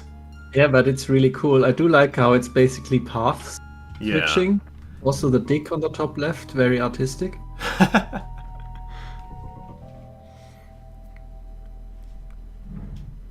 Okay, so we are here. Oh, that was the terrible platforming to the right of that room. Oh yeah, somebody was kind of mentioning this in something I did recently.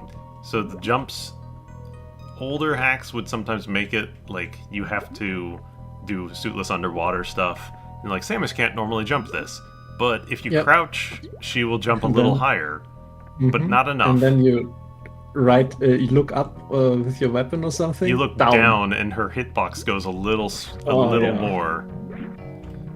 So people will use that, or used to use that, to make you do jumps.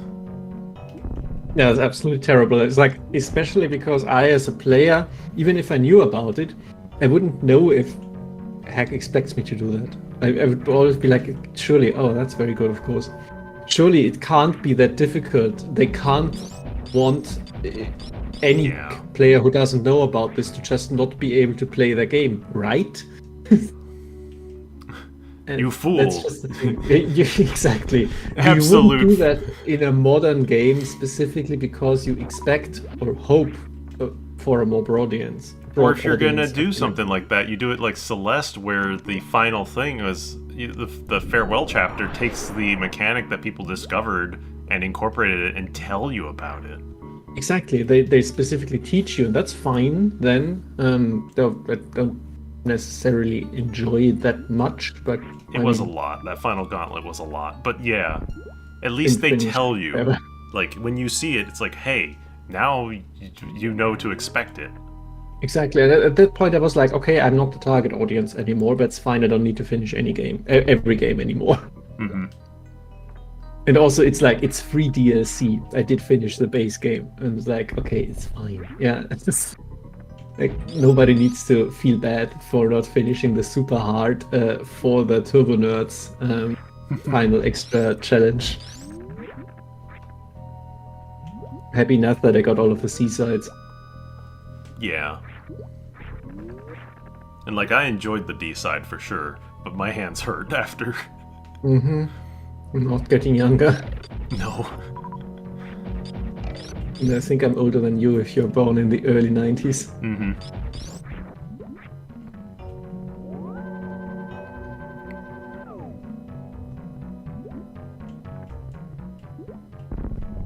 Well, there's no reason to go further down here in the water, so we can get out of this area, and there shouldn't be any reason to come back. I'm not going to do 100% items in this by far, so... Yeah, that's fine.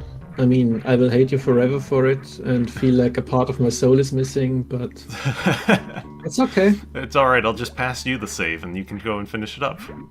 Thank you.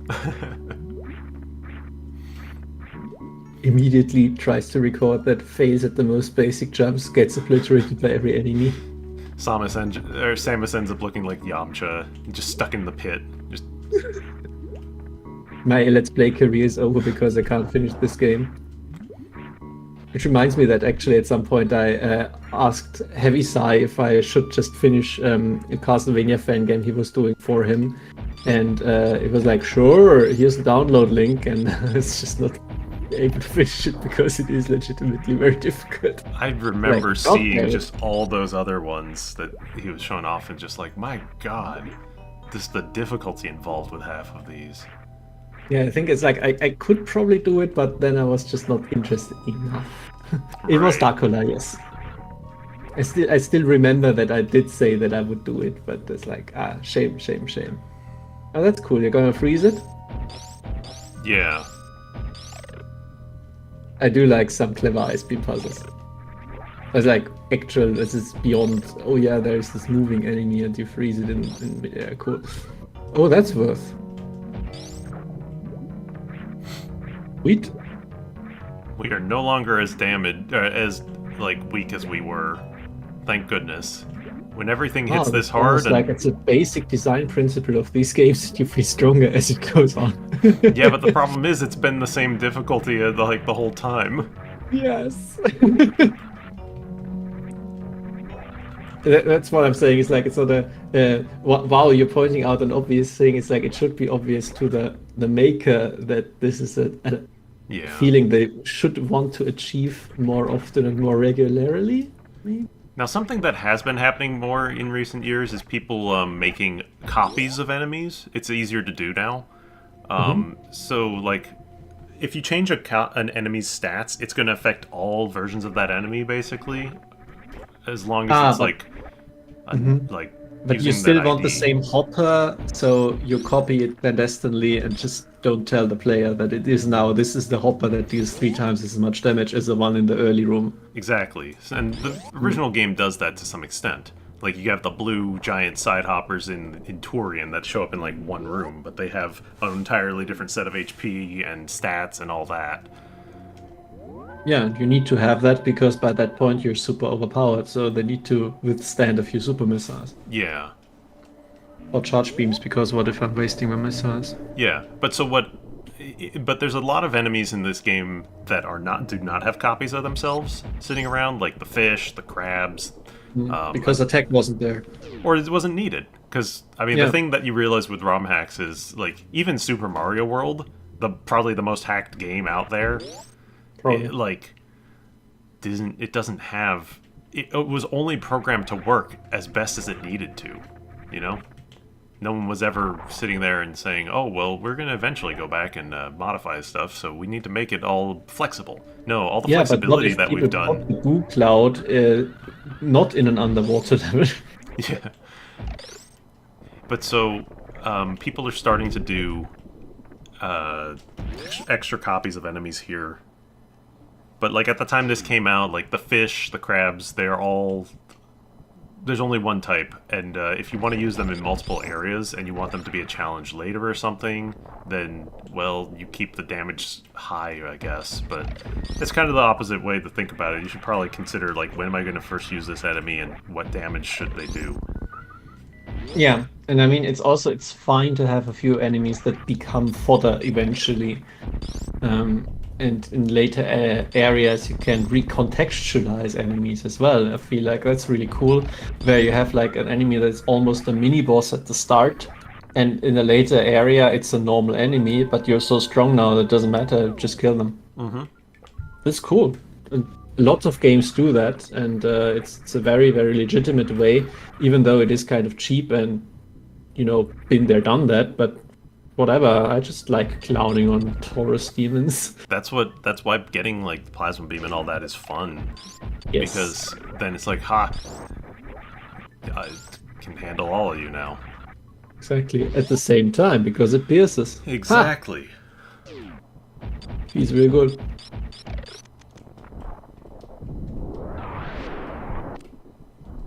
Finished off with the Powerbomb Classic. I thought one of the things under the bridge might be an item. Yeah, My reasonable brain, thought. it broke. These are the ninjas? Yes. Right. Why is the statue throwing rocks? I don't know. Oh, now this is a master at work. Done this before, huh? The ninja pirates... Yeah. This is the way to handle them for sure. Reasonable. You can loop their AI. Mhm. And I suppose we could have done this with regular charge beam. It just would have been harder. It would have taken longer. Take forever, yeah.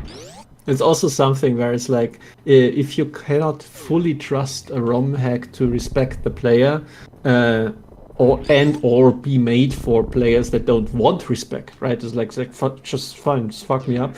Then you can be like, oh yeah, do they actually want me to do that? Do they want me to kill these Metroids with just an ice beam, no other beam upgrades, and 5 missiles, and the Metroids drop 5 missiles? Because any hack maker could consider this a legitimate challenge, and not just some bullshit where you're like, yeah, come back later. Same with the Ninja Pirates here. Good that these weren't mandatory, but that's also something where you always have to watch out for as a player. How good is the game actually? Will it demand this of me? Yeah, and playing hacks, there's also often the question, like you're saying, what is the author demanding of me? What are they looking for me to do at a given time? How much skill should I have as I'm approaching? The biggest one is always wall jumps.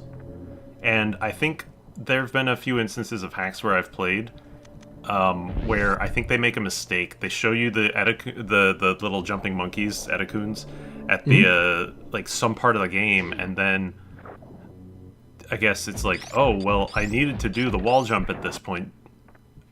Does that mean that I'm supposed to do wall jumps now? Or have I unlocked wall jump expectations? Essentially, Because it's not actually an item. exactly. It's not an item. If it were, it would be clear.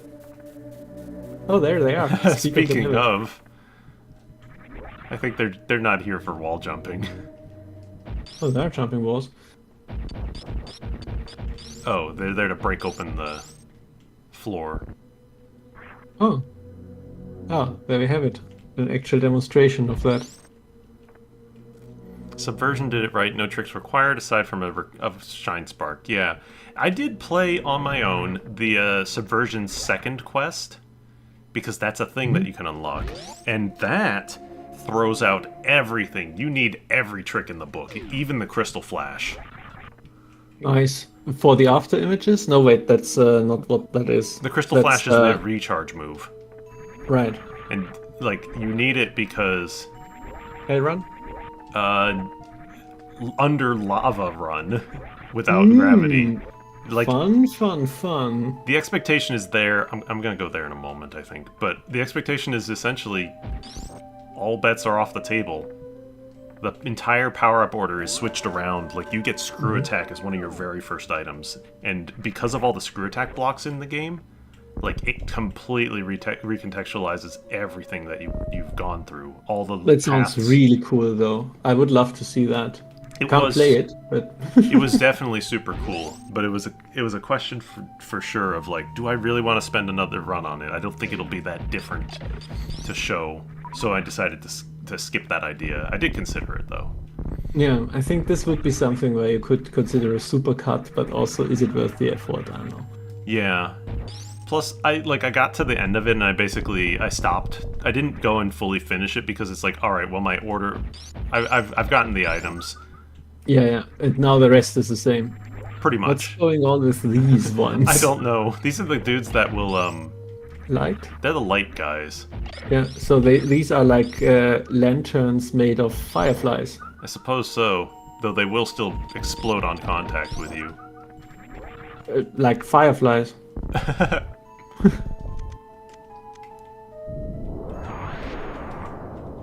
Why else would they call them that? Silly biologists. Yes. Hmm. Why am I here? Oh, there's not a lamp there. Oh wait, yeah, I'm on the other side of the wall. That's what it is. Yes. You haven't seen these in non-lamp form yet. Oh, but you can pass through there? Okay. Let's just cut out the middleman.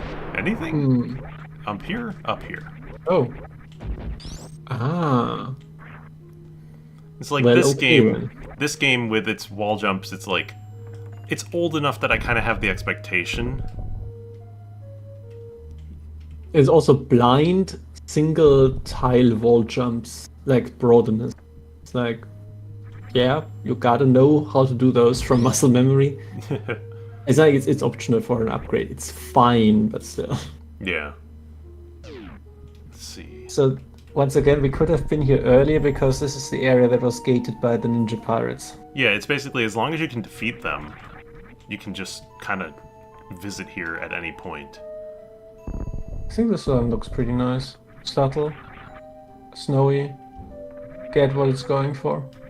Yeah.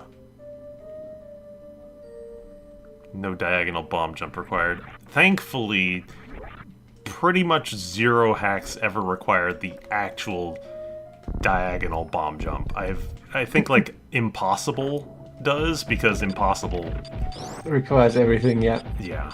But not this one, not any reasonable one, not even Subversion. Subversion does require infinite bomb jumps at some point.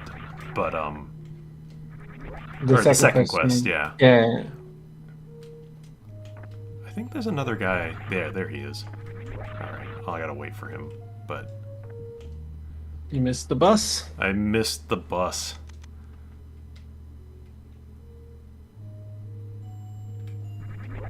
What's going on in here? So the power bomb door is optional because you can be here before you have power bombs. Yeah.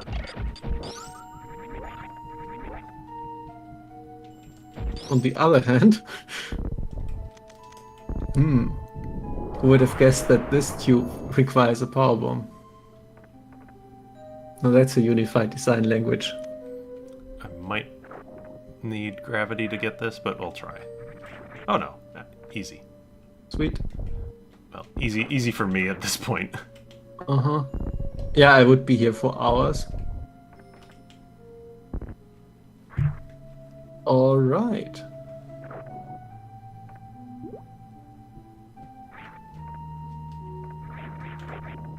Yeah, you get used to everything. Maybe even diagonal bomb jumps. I've never had to, thankfully.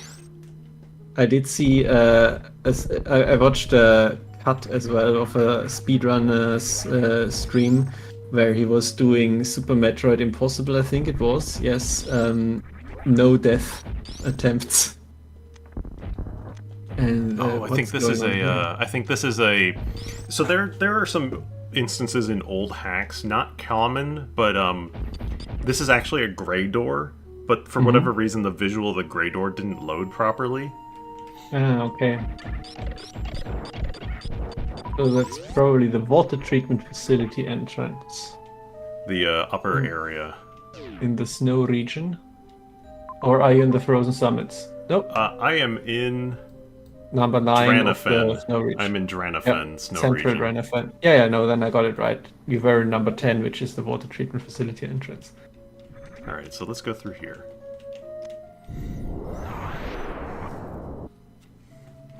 So would you have been blocked here if you didn't have power bombs?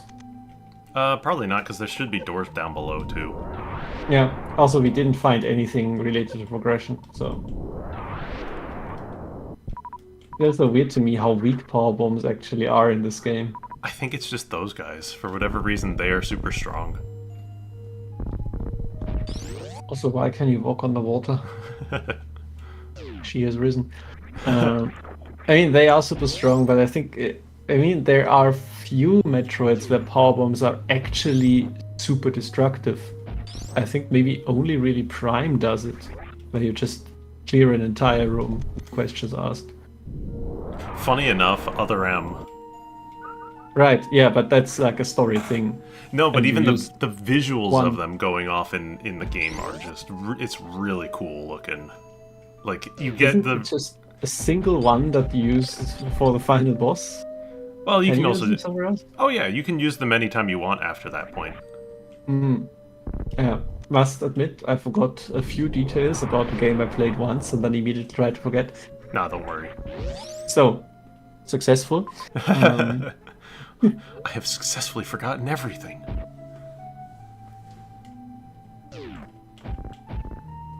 Out of the way. What the? What's going on with the grapple here? Yeah, I don't know. I thought I could. Huh? Normally you can grapple them. Are they like pulling the grapple towards themselves? Weird. Whoa.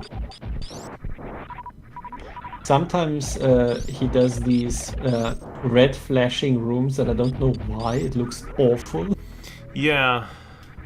This is that phase-on area again, but that door being closed means I can't head that way, after all. Hmm. This is... I think he can only jump up through that floor. Yeah, it seems like one of those one-way only.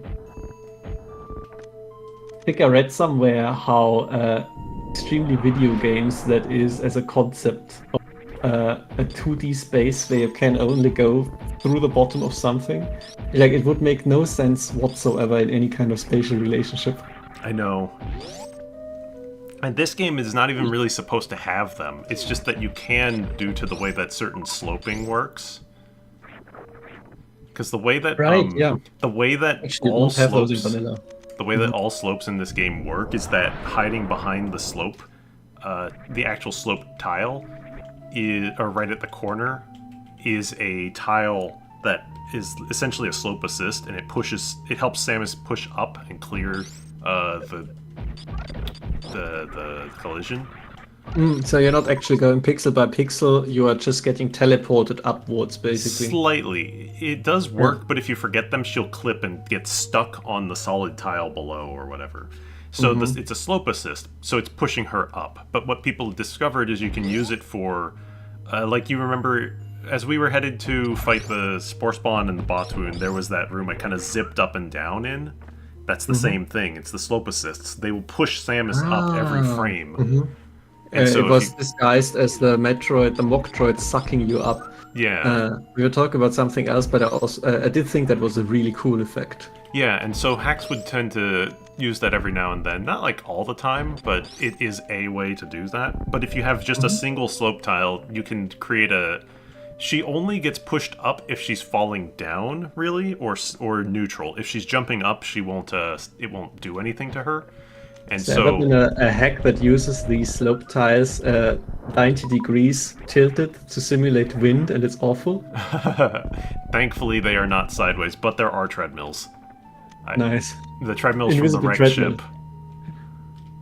So, like, the treadmills from the wrecked ship can do what you're talking about, but I think they require you to be standing on the ground. So Exactly. So you would need wind that doesn't work when you're in the air, which is weird.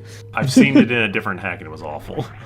Of course, wind is always awful. I mean, not always. Like Celeste has decent wind level, but even there, I feel like one of the lesser gimmicks, not the worst rooms in the game, but it's not as good. The best use of wind is if you are like using it to push yourself further, and you can suddenly do much longer jumps. That's cool. I don't like the Chozo statues with the thingies on their head. No, these look uncomfortably fleshy. Like, what is even going on here? You don't like the pulsating background? I also don't like that, yes. Oh, I can't go Once through again, here. once again, a thing where harmony of dissonance you can't. Looks possible. I need spring ball. The only okay. way to require spring ball in a hack is to Ah, it's essentially, underwater. Yeah. I didn't underwater realize you one were tile underwater. jump. Yeah. But yeah, Harmony of Dissonance does a lot of moving backgrounds as well. That's part of the psychedelic atmosphere it goes for. One of my biggest issues I had with the game when I first emulated it, by the way, in Castlevania, you usually have a backdash on left bumper. Hmm. And Harmony has that too. But something I just didn't realize, it also has a forward dash on the right bumper. Or rather, you dash left no matter which way you're facing if you press the left bumper, and you dash right no matter which you're facing on the right bumper. And I didn't get that the right bumper does that. Just for some reason never pressed it. So I was like, so this is stupid because you can only dodge in one direction. Do you see this kind of little like zip that she does? This is the inverted slope assist block for ceilings, for angled ceiling tiles to help with that. Same deal. You can use it to prevent it, make it down one way down only, and that zip up there was same deal. And this is why you can walk on water here. Basically, it's. Well, this is probably just solid tiling. I mean, sure, but you used to be underwater, and now it pushes you up. Right. So for consistency, they might have made the entire thing like that. Yeah, now that I know how it works in GDBSS, I also love Harmony Stashing because you can really zip through that game really quickly. Forward if you dash realize is kind of interesting, yeah. Yeah, you can't just chain them. There is basically no cooldown. It's just like dash all the time. And it's actually really good movement, which again is something I didn't expect the game to have because the jumping is awful. It's garbage. One of the worst jumps I've ever seen. It's very, very floaty, and it completely kills your momentum as well. So you can't dash and then jump like you would do in a Mega Man game. It's very, very clunky. You never want to jump if you can help it. But you get used to that. It's just like I completely started off the wrong foot with the game the first time I played it. When I played it a bit more, I was like, it's got something for it. So I do recommend checking it out with some checked expectations. It is weird and clunky, but it does a lot of very cool things. Also, visual-wise. It's the one that eventually pushed us to Aria, which everyone loves. Exactly. I might like Circle more than Aria. I like Circle a lot because that was like my first one. I had it on Game Boy Advance, though eventually the battery on it died, so I didn't really get to play it that much.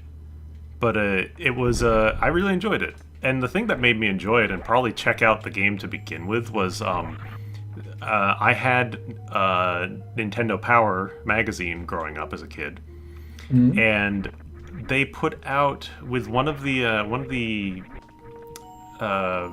I was about to say episode, but that's not the right term. One of the things that they did was oh, okay. Sorry, I'm just having a brain blast. I remembered a thing. What they did was put out a Nintendo Power Advance that came out one month, and there were like five volumes of this thing, and it had like full game walkthroughs for all of the games that it contained within, and one of those was Circle of the Moon, and so I was like, oh, this looks interesting. Because it basically it's a whole player's guide in one, like, small volume.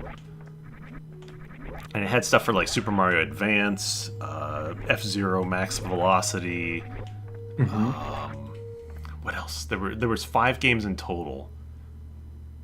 And I can't remember. Did I pass another one of those red things on this way here? Yeah, is that part of the puzzle? Yeah. This is... If you powerbomb all of them, it opens up one of those doors over there. Ah, okay. Because it's also a thing that's like you rarely have legitimate puzzles like this, and it's often just like you bomb this tile, so it's kind of tough to go like, oh yeah, obviously I just need to do a thing here. Yeah. Oh, you didn't reach the right one? I guess I only got hit once. Powerbomb has a thing where it will kind of hit twice if an enemy survives and it's close enough to the radius. Mm-hmm. Interesting. Also something that never comes up. Alright, there must be one more that I missed. I think I probably forgot it on the way up or something. At least they stay destroyed and you don't have like some time limit or something. Yeah. There's the last one. Good thing I got a lot of power bombs. Okay.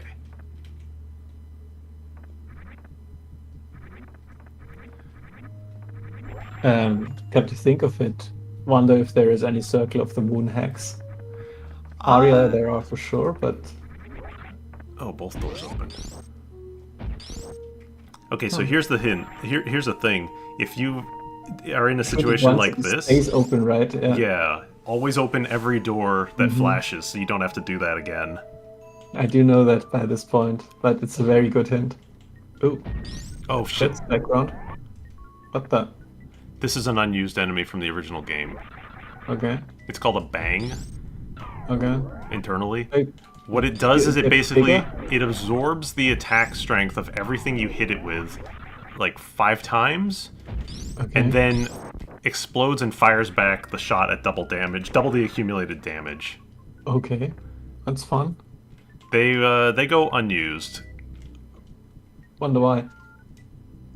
Hard to communicate what's happening here. Oh, there's another one. Uh-oh. Ooh. It's still alive.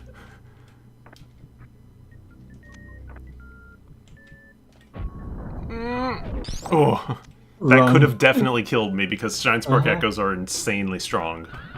Yep. Oof. Well done. Oh, there it is.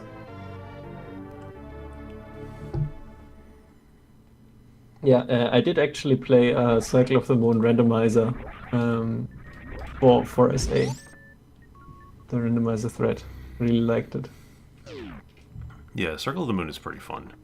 It's this weird kind of halfway point between classic and the Metroidvania, I would say. Like, maybe not fully, but it's just like it's really not that much of an RPG by itself. Metroidvania, sure, but it's lacking in a lot of the actual RPG side of things. And okay, I'm down. I'm going down here now. Oh, this is just your life. Yeah, Circle is very combat focused without having very much platforming, I feel like. That's the one thing that separates it from the classic ones. Not much platforming, but lots of enemy setups and like corridors full of dudes where it's just like expected that they can actually kill you, which is not something that happens a lot in Metroidvanias, I feel like. The bosses in Circle are really... they can get quite dangerous. Oh yes, you have to really know what you're doing, how to dodge them and so on, unless you're breaking the game. The dragons. Oh, the dragons. The poison dragons in the gallery. The undead ones, yeah. Oh. It's where the first time I played Circle emulated, I just stopped there because I just couldn't beat them. But now I know all the tricks, and I think they're actually a really cool fight. It's very consistent, you just gotta be very careful about what you're doing. Don't the Spark Echoes do something ridiculous like 4,096 damage a frame? It might not be that much, but it is a lot. It's at least like 1,000 damage. They must also hit more than once per frame because it was pushing the blast to the final stage immediately, right? Yeah, it did. So I'm not entirely sure how it gets handled, but it is extremely dangerous. Maybe it's 4,096 damage in total spread over 4 ticks or something. Could be.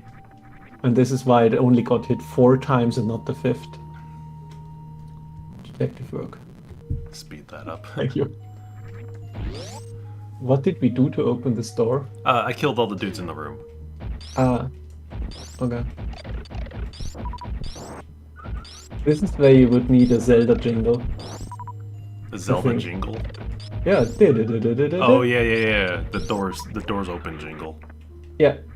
Because, you know, You just don't know the connection. I think he had a lot of fun. Too, right? I think he had a lot of fun with the backgrounds here. Uh-huh. Maybe too much fun. Like maybe a bit. There's a lot going on, and it stops making sense. Yeah, it's just noise. At some point, it is just noise. It stops making like natural sense.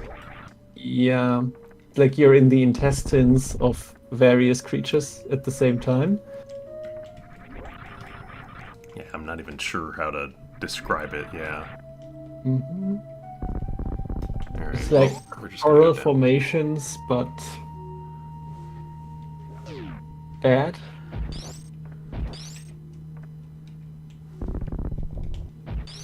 Contra inspiration. Well, I mean, Contra's got alien inspiration, for one, and I do know for a fact that this guy is inspired by Alien in a lot of his stuff.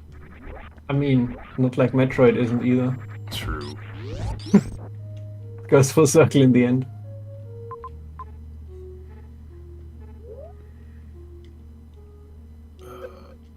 Fish. Fish. At least these ones don't take 5 minutes to kill. Yeah. Are you stuck down here? No. I can go back up from the left. Right. I mean, of course, there's a door to the right. I mean, are you forced to go to that?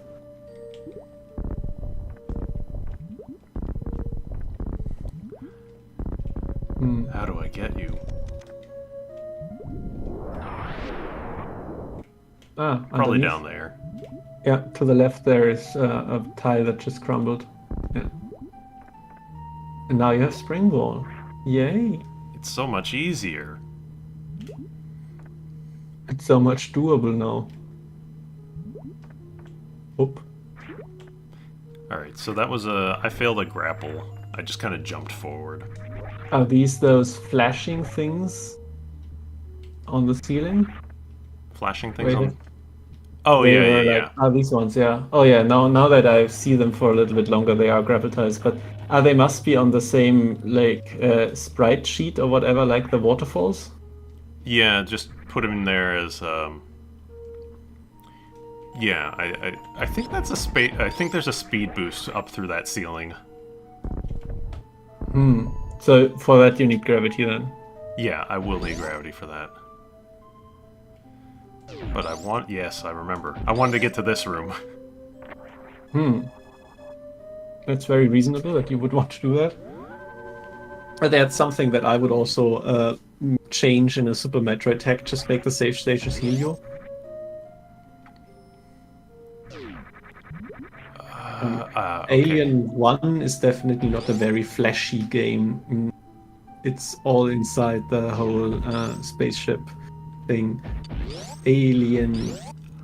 Alright, we're gonna try. Maybe? I probably can't do this. I need high jump.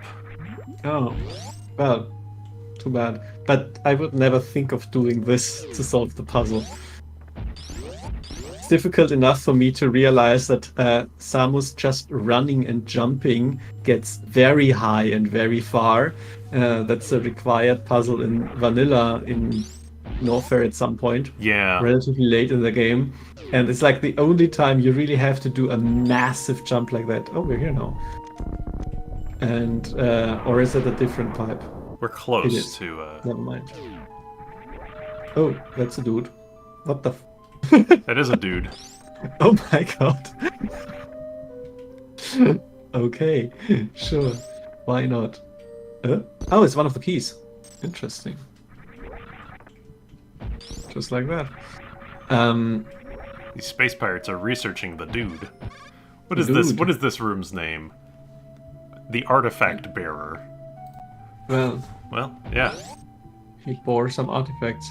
But yeah, I think Alien Resurrection, that's the third one, right? But that does some body horror, alien nest thing stuff. I didn't see it, but I saw some screenshots and stuff. It took me a long time to see Alien for the actual Alien the movie. I didn't see it until I was well into my 20s. There's a bunch of classic movies I still haven't watched. Still haven't watched RoboCop. It's like it's not on Netflix, and you know, I guess I've watched it. might be on I've the watched that. Backburner. I've watched RoboCop since then, but yeah, it's just I'm in the same boat. There's a lot of stuff that I haven't seen, just for no particular reason. Just haven't gotten around to it. Yeah, it's like you do need some time to watch a movie. Easy to just pull up a YouTube video you wanted to watch anyway for favorite Let's Player, FPzero. I think opening this door should open up the one below, which was where we got that green. Yeah, that gray was door. room number 10 that I mentioned before. Yeah. That is the water purification plant access or something off the top of my head. Which I suppose we are in probably that plant right now. Yeah, makes sense. I'm checking. It's room number 9. 7. Ah yeah, 7 here, right. In the Cobalt Mountains, it's the water treatment facility. Yep. And the flooded cavern next to it. Probably shouldn't have a randomly flooded cavern next to your water treatment facility, but I'm not a space pirate architect. Well, you can actually see there's a very faint water layer over top, but being used purely as visual. And in the background, one that goes Down. the other direction. I mean, that's cool. Yeah. Like, when the guys' graphics come together and are not, like, super difficult to tell, like, what's Yeah, it's foreground, really what's firing on all background. cylinders in that room. Sweet. Edward was saying, statue holding the artifact. The room itself is the artifact bearer. Thought that was kind of funny. Didn't want to miss that. Alright, we're back down in the Phazon Garden area. Another Phazon Garden in the sea. Oh, what's wrong with your pellets, little buddy? Did you need them? As a stepping stone? Can I freeze that guy? No. You're gonna single tile grapple and you're gonna like it. I am absolute god awful at the swinging in this game, by the way. This is something, every time I replay Super Metroid, I'm like, Jesus Christ, I hate grappling. I cannot do it. I don't understand it fundamentally. And so if I were to make a hack, I just would not put the grapple in like this. Ooh. Oh. Excellent. Nice. Oh, second row. It always feels like such an accomplishment.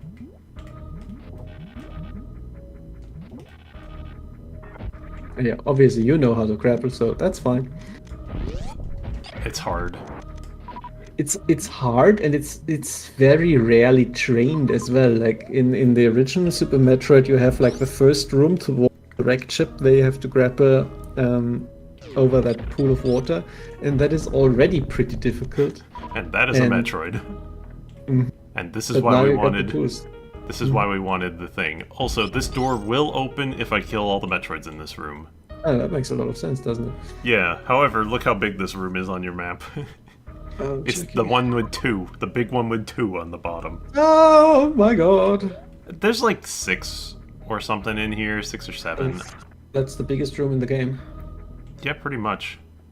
I mean, yeah, okay, number 5 is like the bottom left, number 5 in the red area is like super stretched out, so maybe it has like a few more tiles, but... There's some other stuff to explore in here, some side paths, but I would rather just focus on defeating the Metroids in here. Ah, shit. We're good. We'll be okay.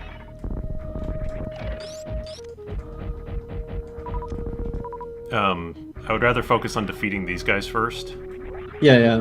Do they stay defeated? Yes. Or do they just open the door? They might come back.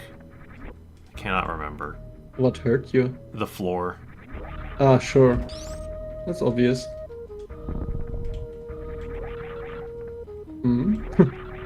Is that an exit to the bottom right there? It is. There's a room to the side. But, like I said, Metroid's first. Exploration later. Sure, no. I was just, oh, there's a safe room in here, in the unsafest room in the game. Interesting. Well, it's very that's deadly. very nice, actually. Purple Death? Metroid. I think the the amount of times you have used to get items with the grapple must be like 1,000 times more than any vanilla Metroid player has ever done. Sometimes it's worth it. Oh, absolutely. But like you are doing this often in these situations where it's like unreasonable to platform down and also super dangerous or even impossible, and you Yeah. the resources. Where in vanilla it's just like, you know what, just like jump down there. It's fine. There Probably is won't fall in lava. something to be said about the way that the lack of like it is annoying to get like missile packs with 2 only, but it does make you actually like care about your missile count. Yeah, I don't hate it. I don't hate it. The really dumb thing was that you had 4 missiles and a 5 missile door. But once again, it's like one of those things where like you can't just change the door to only require 1. Fine. If you like Prime so much, they did it there. It was good. Yeah, and like I also forgot about the part where, you know, I could go to the ship. The ship is right there. Yeah, it's the same room. That's the key, I think, as well. Like, it's not terrible, but still, just change it. I think I've seen a hack that requires 3. Oh, it's incredibly easy to change that value. Yeah.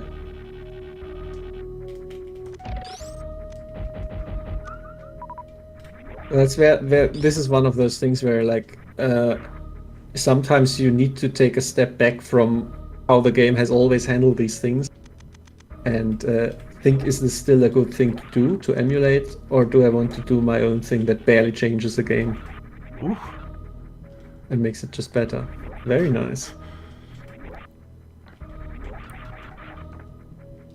I think you could put me in this room, just like the save station at the bottom, and none of the Metroids killed, and be like, have fun. And I would be there for an hour going like, I can make this jump, I guess. Oh god, how does the grapple work? No, I got eaten by Metroids again! Hey, there we go. Door's open. Ah, you did it. Nice. Oh yeah, just this. Sure. That's an item in there, but I think that's a speed boost. And for that you need gravity? Or just a safe place to do things. I don't know. I'd probably want, like... Ooh, good, It bugs. seemed like water was the issue. Oh, that's cool.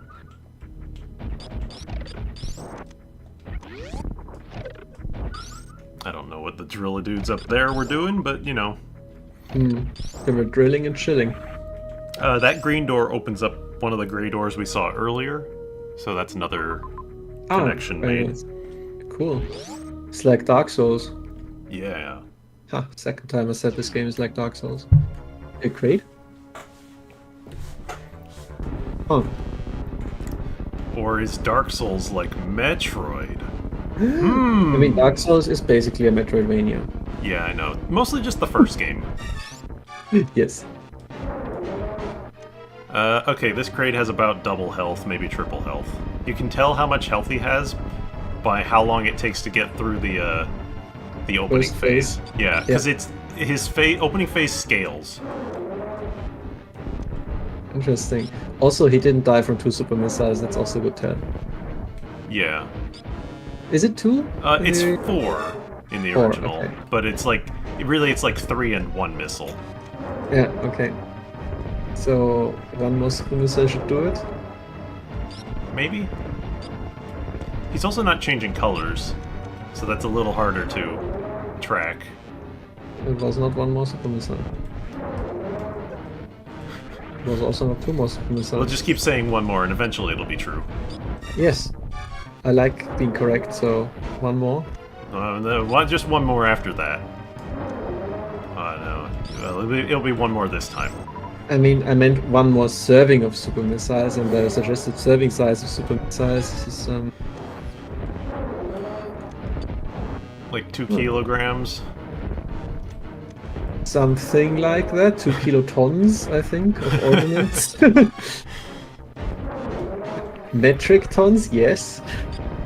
I'm probably gonna kill him before I get a chance to really explain this, but I think Crate is probably my favorite fight in the game because of how active it is. Yes, you said that in the other video. Yeah, and like you get to see it here more because Like, we're seeing He it. actually lasts a while, yeah. And, like, it's not that hard, but at least you gotta keep moving around, you gotta jump, you gotta make some aimed shots. It feels like a designed boss in a way that others are not. It's like they spent a lot of effort on making this happen and the big size of the room and so on. And then for other bosses, they were like, it just flies from left to right. Oh, that's high jump boots. That makes two shoes that we've stolen. Yeah. So consistent. Now I jumped too high. Design language. It's fine, I'll do that. The physics, they're betraying me once again. Also, like Ridley, for example, it's just like the Ridley isn't doing much in the way of being a boss with a pattern. Yeah, he's got like 2 or 3 different things that he'll do at any given time, but he just kind of chooses them randomly. He's got his swoop. Just does things. He's got his swoop, he's got his tail bounce, he's got his fireballs. Yeah, tail bounce is iconic at the very least. Yeah, but it's kind of like the move that I hate the most, I'd say. Yeah, it's annoying. I want to explore down below, but Mm-hmm. I think it would be smarter for me to go over here and go to that area where the spring ball was. That one jump where you had to use the door transition underwater, that's too far off by this point, right? Oh, we're gonna do that too, but the one that I'm thinking of is there's a... oh wait, hang on, I have evasion. I keep forgetting I have it. Right. I also didn't consider it at all, like I didn't even comment on it after you got it. I keep attacking things more than I do trying to just avoid them. I mean, if you are not full on missiles, makes sense. Yeah, but I have a lot more health now, I have a lot more resources. It's also a very interesting thing that I sometimes think about game design wise, is how do you encourage people to actually deal with your enemies? Because in many games, like, the enemies have a chance to drop health, like in Mega Man, for example, or weapon energy. But if you are full, then often you're just putting yourself in danger by fighting the enemies for no real reason, because you might get hurt and then they might not drop health, right? Yeah, and I know that And that's if they been are one of not the... actively in the way, then why fight them? And that was exactly the problem that you run into with, like, the recent Paper Mario games was... Well, why am I bothering to... Oh, hello. That one's alive. Ooh. Why am I bothering to fight this enemy? Because all I'm going to get out of it is resources to fight enemies in a lot of cases, since they did away with levels in some of them. Yeah. Also, the fights can be really tedious sometimes. I played some Origami King. I didn't finish it because it's just like, what am I doing here? I really enjoyed Origami King overall. I didn't play Color Splash, and I didn't play Sticker Star. I started Sticker Star, and I didn't enjoy what I was getting. Everybody hated that one, like, massively, as far as I know. Like, I'm not a big Paper Mario guy, but I got it borrowed Origami King. Oh, he's again. By a friend, and the exploration is great. I really like running around and using the 2D powers and helping people on the map do stuff and so on, find all of the confetti. But the combat is so bad. I don't like it at all. The combat is... I kind of liked it at the start. I kind of got a little tired of it as we went.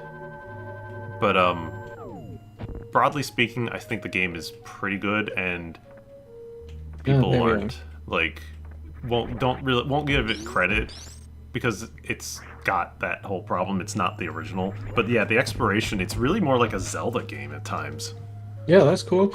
I haven't actually played the original Paper Mario yet. I desperately want to rectify that, but it was just a series that was completely under my radar at some point. I got it on the list of games that I want to try out with my wife, because I always play games for her and she watches. It's a great situation. I'm in the middle of doing that with a friend of mine right now. Great. And we just finished Final Fantasy VII Remake. Yeah, we also played that. We didn't like it. I've never played the original, so this was the way for us to both experience the original, like the story. We immediately played the original afterwards because it was like, I think the original is better, and we both agreed on that after doing that as well. Metroid. Oh, I bounced myself back into it. Oh, that's terrible. No. power bomb it and kill it instantly, like in Prime. Come on. Yeah, really. By the way, NGDBSS was asking, have either of you tried playing Cosmic Star Heroine? I don't know what that is. I don't either. I've never heard of that. Elaborate. Again, you got hit by something. I think I ran into Phazon Thorns. Of course. We'll go with that. It sounds... As everybody knows, something that is highly radioactive only hurts you if you touch it. Yes. I'm a scientist. I got a PhD. It sounds like science to me. A PhD? Yes. No, touching the well. Wow, yes. Extremely STEM Lord voice, and it's not in social sciences, you know. Wow. Me over here with my BS. And my BS.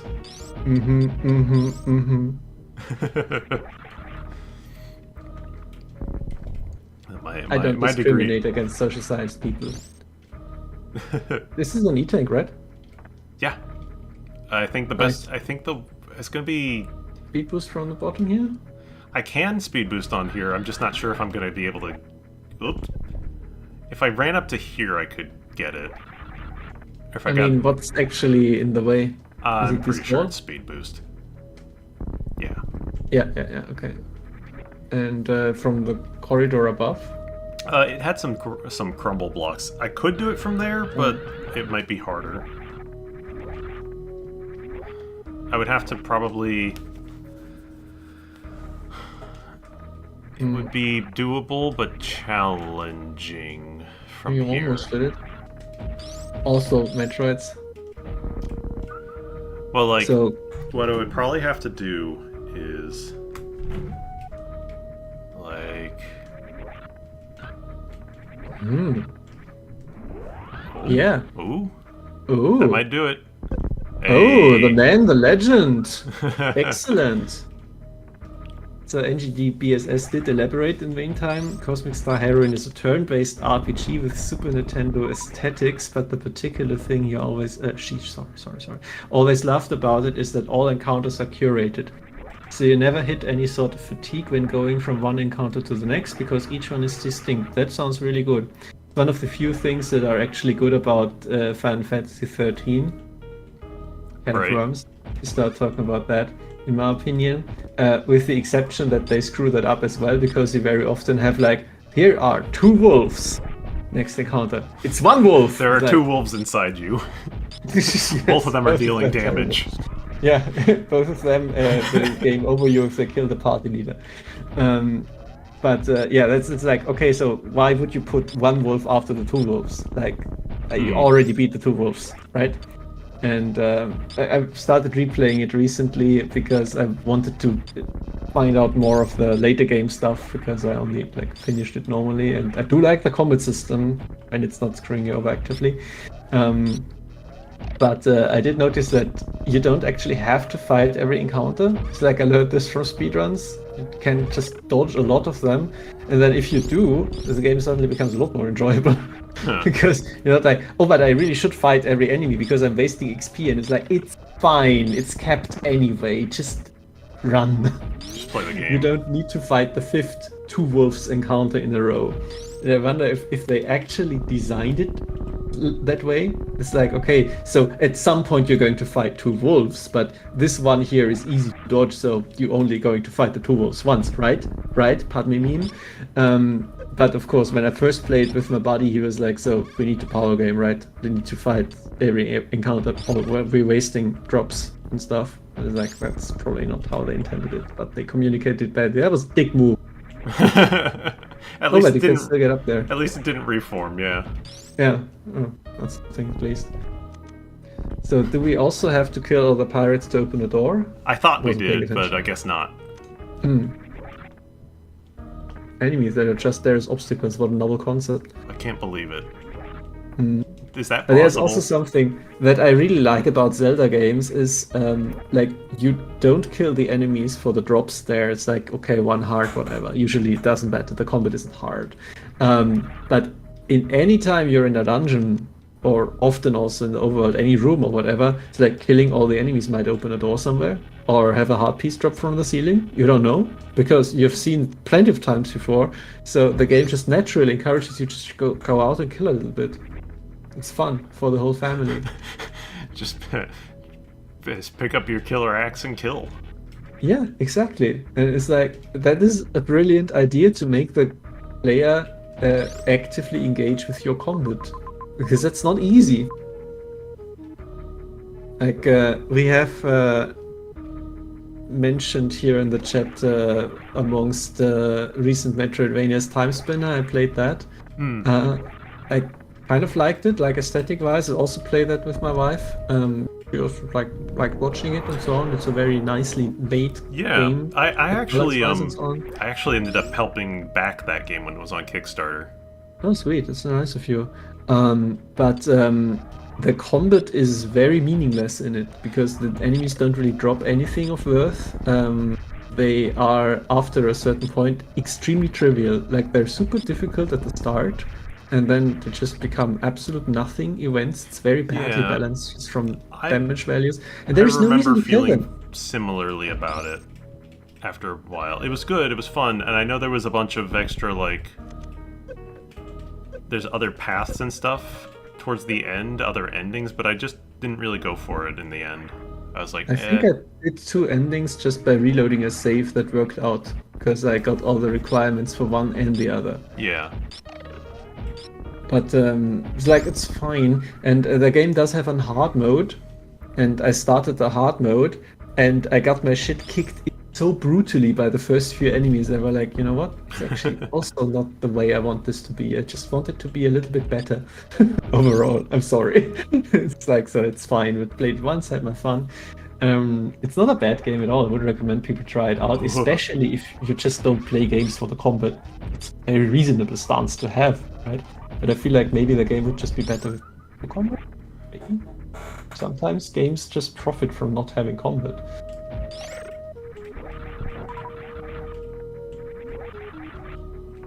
Minimum damage 60, yeah, possible, and you start like with 99, so it's like, Oh, this white thing is not something you have to destroy. Okay. Did you just kill them? Yeah, probably just touching them normally just will defeat them. So but you're invincible, so it looks like you are screw attacking them. Yeah, of course.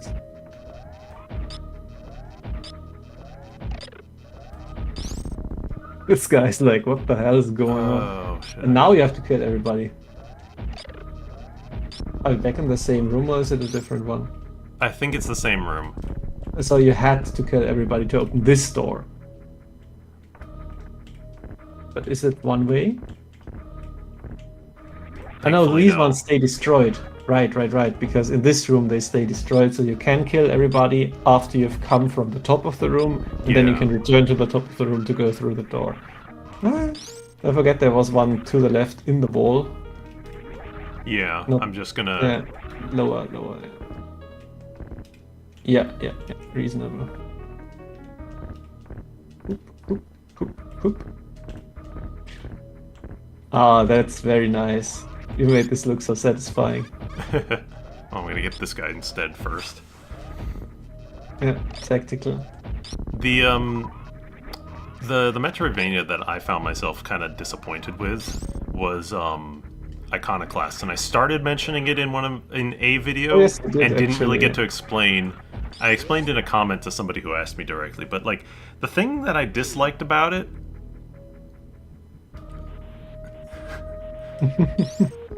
The thing I disliked about it was, like, I'm not a particularly religious person or anything, but I felt that it was extremely mean-spirited towards organized religion at times. Because the entire thing is, like, dealing with a plot of, like, this is like a fanatical religion that's kind of in control of everything. Yep. And, like, spoilers, I guess. I did play it, so for me you can spoil. Yeah, I'm also thinking of chat, so chat spoilers, I guess. Of course. But the fact that like the final boss of the game is you discover what the people have been worshipping, this fanatical religion. They worship like something like a meteor or something that comes through the sky every some number of years or whatever. And you discover at the very end of it, after all that's happened, after all the fighting, all the death, all the everything that goes on in the story, that the thing that they have been worshipping all this time is nothing but a space trucker, a big chicken that drives a semi-truck through space, and they just happens to... repairman? Is he not a repairman with a wrench? Something... Like, I thought he was servicing the gas station that is the planet that you are on. But it's like, it's just this chicken. Yep. And so it's like looking at everybody and being like, you believe in whatever's up above or whatever, but what if what's up above is just something dumb like this? And like, yeah, I can see how you would take this take-home message. Basically, personally, I just didn't get it. But I don't like thinking about stories that much in the moment, I must admit. So it didn't really matter to me that much. I saw like, so the boss is a giant chicken. It's like, that's weird. But in my case, it was like, get it. In my case, it was mostly just like I had already been feeling kind of about the game, and so I think there's something up there, but I can't figure out what. It seems to be. I think the game has massive tonal issues for sure. It's very dark and gloomy sometimes. It's super depressing, but also at the same time it has this happy-go-lucky aesthetic and what the characters sometimes do and individual goofy things that are happening, and it has a very, very hard time balancing these aspects with each other. It tries to have its cake and eat it clearly as well. It's like, okay, so there's this cute girl doing all these things and she's hitting things with her wrench, and she's getting into hijinks, and also there's this guy who is questioning his entire life and upbringing because he was created as a clone of whatever, and now he's basically committing suicide out of despair because he can't fathom going on anymore because his entire life was a lie. It's like, okay, cool. Yeah. Chill a little bit. And then but it was also like that sort of thing, and you have to.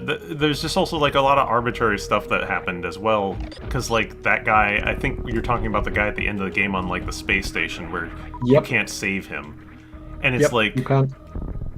But I could if you would just allow me to, like, move a box in the room. Yep, but nope. You are required to let him die. Yeah. Yeah, and then immediately after that, because you're thinking, like, oh, it's the... That's what I thought. I was looking on the map. You're required to... Oh, huh. Oh. There's the speed thing. Like...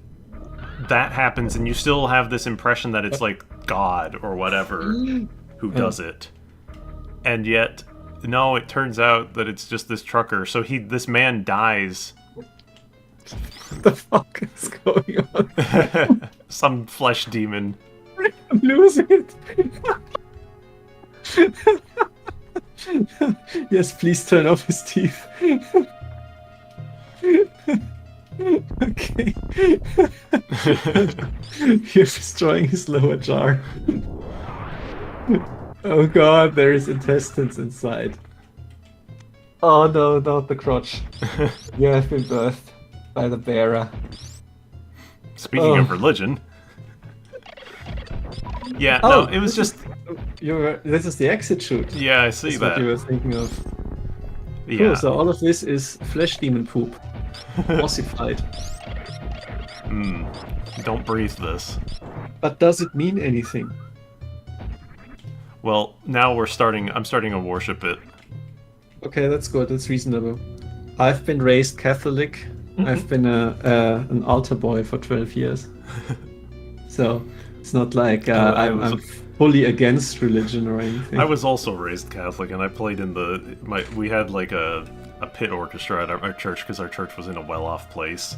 But so I was there. But yeah. No, it was something weird. Like I said, I don't do much with religion these days, but it was just weird. Neither do I. And not to give the wrong impression and like not offended or anything, but yeah. it's a bit much. It's very internet atheist. So Yeah. 2005. And even outside the story stuff, I felt I think Metroid it's where he started to make the game, right? So maybe even outside the game, the story, the gameplay itself was fine. It's not. I don't think it was a very good Metroidvania. There's very little returning, backtracking, like permanent power-up stuff existed, but like no, it should not bill itself as one in that sense. Like I get it. It's very easy to assign a platform with upgrades the label, but it's mostly a vehicle to tell an extremely linear story, and there is limited optional upgrades you can go back for if you so desire. Yeah. You often get trapped for hours on end somewhere where you can't explore at all. It's just fine. I don't mind linear games at all. I think more games could stand to be linear nowadays, especially open world games. I hate open world games. But that's also not quite it. And I think it's a similar thing with the tonal issues where you have bespoke areas cordoned off that are just telling a story, which are just a boss fight. And that's all very well crafted and so on, but that doesn't really fit with the previous area where you were doing a very classic, you found an item, you got a tutorial for it, and now you're using this to traverse some pits with your newfound grapple ability. But now, cut, it's a stealth segment. And you need to figure out how to escape from the prison and avoid the guards. You've all been captured. Now you figure out how to get out. It's like, okay. Like, that's fine, but it was... Yeah, it wasn't terrible or anything. I'm making it sound, like, god-awful, but it was just... No, it's not. Absolutely. I think people should try it. I did like it generally. The bosses were really good. I was invested in the story until it essentially went the nothing actually mattered route at the very end. Yeah, and does seem like it would turn you off it. Yeah. Like, when you go and sit down and be like, no, actually, none of this really truly mattered. Everything that y'all believed in forever was actually just nothing, and you were dumb. I think I didn't quite take this message, even though you can absolutely legitimately interpret it this way. I feel like it was just extremely nihilistic. Yeah. It's just like, not necessarily that your worship was wrong and you should feel stupid, but rather the entirety of humanity is basically just like a sort of weird parasite that has been growing on this planet that is nothing but a gas station that was never meant to have organic life on it. And it makes sense why people would start using it the way they did. And it is a very well-built world in that sense, starting from that premise. But again, it is extremely bleak and nihilistic, because from the entire get-go, it's really like nothing matters. Not necessarily because of the religious worship thing, in my opinion, but just from the whole setup of it. Like, you think there is some meaning to this, and there is absolutely not. It's very random that you exist. You shouldn't exist. You are a plague on this. You are exploiting this, not just because humans exploit the environment. No, it's like, this is not even an environment. You're just here. You could even say, yeah, you're just here randomly and you don't belong here at all. Oh no, the pipe maze. Now this is the water treatment plant, huh? Yeah. I think that this was Crumble. Yeah, I can't go back up that way. That's fine. We'll go into this other one to the left. But yeah, no, I can see. Right. I can see that interpretation as well, just the nihilistic nature, and it kind of goes along with like what I was saying as well. Like it works in tandem, because if you it's not contradicting it at all. Yes. Yeah, essentially, if you say like there's no like none of this should have existed. What was all this for? You all were fighting wars and killing each other over a thing that turns out it didn't matter or whatever, or you're like it was wrong to believe, or maybe not wrong to believe, but wrong to base such a huge human cost on it. And Yeah, I guess like you can sit there and say like, oh sure, it's making a point about like the whole like fanaticism or whatever that people come up with, but it doesn't really make that point until the end of the game, I guess. Or it's starting to make that point throughout, but there's something about the way that it presented itself at the end, and like you said, it's the tonal, like kind of the tonal whiplash between the art style, the general kind of adventuring that goes on throughout the middle of the game, and then suddenly all the bleakness that hits afterwards. Yeah, it's just gut punch after gut punch. Yeah. And it's like It's at a some lot. point it randomly turns into misery porn halfway through. Kind of And feels I didn't that way. expect that. I also don't like that. Yeah. I also think, like, if I understood it correctly, it's a one-person project. It might be. His name. I think I followed him on Twitter when I still used Twitter, and regularly posting sprite updates and so on. And I think it is a one-person project of a Swedish developer who made the game over the course of something like 12 years. Oh sure. And that when I found that out, is like, this makes perfect sense to me. Like, he made this boss sequence at one point, and then got on with his life, and then 2 years later he was like, let's sit down and do some more stuff for the game. I want to work on some basic platforming now, and then did a platforming segment and stuff like this. And it just, like, you start writing a story when you're younger and have a different outlook on life. Which makes parts does FP need to kill to glitch to the ending in that pipe maze? All of them? First I need a Yoshi. Exactly. Or is that the Super Mario Brothers 3 reference, where you can do in the pipe maze level? The long walk to the credits. I got that reference. Yeah. Oh, we can do this now, right?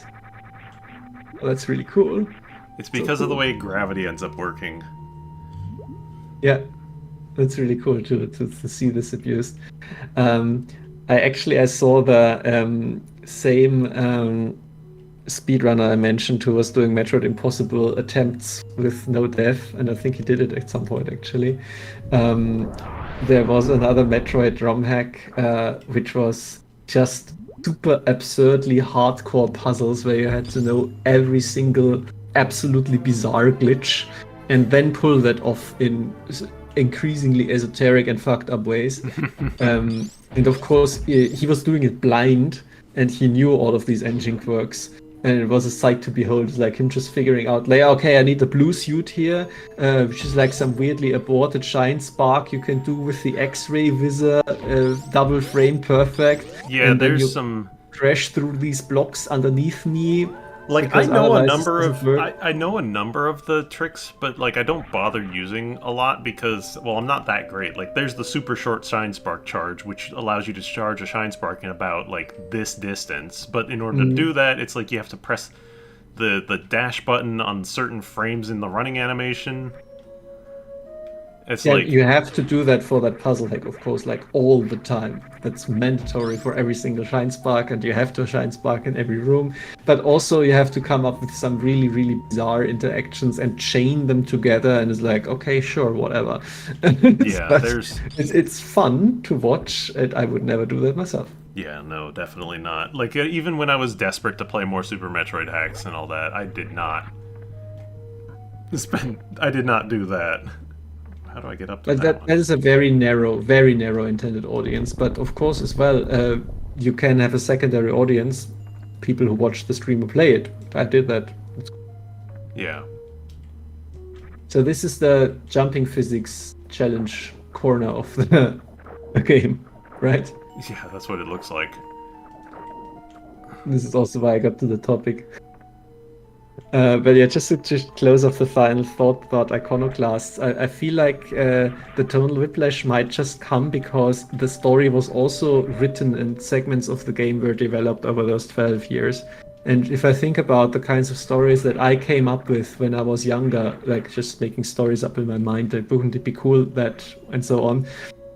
When I was like 10 years old, I was like, if I were Link, I would be doing things like this, and I would become friends with all of the bosses, because I really like Bongo Bongo's design, and I imagine that he's actually enslaved by Ganondorf, and I break the curse, and then he's We my did friend. it. We found the one guy who likes Bongo Bongo. I think Bongo Bongo is cool as hell. It is a pretty neat design. It's just Yes. that nobody cares about him in the games. Yeah, but it's cool, and he's invisible, and he's got giant hands and a creepy eye, And a and he can freezing turn- animation. Yeah, and he can turn into some weird shadow trail that fucks Sheik up. Every broken bone in their body. But I imagine that Bongo Bongo really likes drinking tea because I like drinking tea, and then we bond over that. And because he's always invisible, he's wearing a big sombrero so that I know where he is. And that's the Would kind that of story would that that I not- came up when I was 10 years old. Nowadays, I would not do that Coward.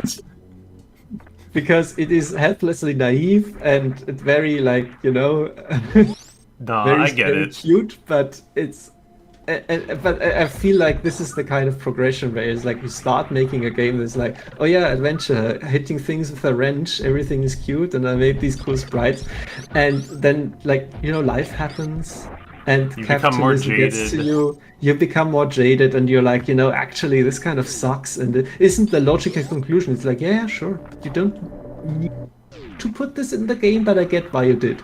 But this is where the tonal whiplash comes from, I feel. Yeah. Yeah. Hmm. Ah, that's kind of fun. It's also kind of annoying if you don't actually have the space jump. It was like, oh yeah, this is like a fun challenge, and I realized you only did this with wall jumps, so it became Yeah, I less don't fun. know if you could get down under there without space jump, honestly. Well, I mean, you did it, right? Well, I had space jump. That's what I'm saying. Like, I don't think I could do Oh. it without. Oh, you have space jump? Oh god, I was spacing out. I'm sorry. We've been doing this for Yeah, I was 3 wondering hours. how much we want to do. There's still we should probably save and like come back to it another time. We've been going for a while. Yeah, I think it's a good time. Once I did not even realize that you got an extremely crucial upgrade, getting distracted by some bullshit we were talking about. It's maybe a good time to start. Yeah, and that's fine because we're like on the cusp of going off. We got to go back to the Marble Shrine now that we have space jump and such. So, and then there's a fair bit of like at the end of the game stuff as well. So this is probably a good enough time to stop because yeah, we've been going for a while. 3 hours is plenty. Close to That's 3 plenty, hours. plenty. Yeah, if you do want to make these into videos, good luck. Yeah, I probably will at some point, but we'll see. Cool. I may not. I may or may not. We'll see. Sure. But this was fun. It was fun. We'll see if we can do this again sometime soon. I don't know when Yeah. I'll have exact availability, but We will figure it out. We'll figure Exactly. it out. I'm I'm super happy that I got to see more of this. Thank you for the opportunity. yeah, you're welcome, and it was fun discussing just various everything's about the game design and just whatever came to mind. That's what I like to do. Yeah. Thank you all for watching as well. Yeah, definitely, guys. because I was not expecting a huge amount of turnout for an afternoon weekday stream when it is literally in the middle of the afternoon over here. But It's 11 p.m. here. I gotta go to bed soon. yeah. Anyway, so yeah, thank you all for watching. We'll come back to this at some point, and we'll see you again next time. Take it easy, Yeah. folks. See you next time. Bye. Bye-bye.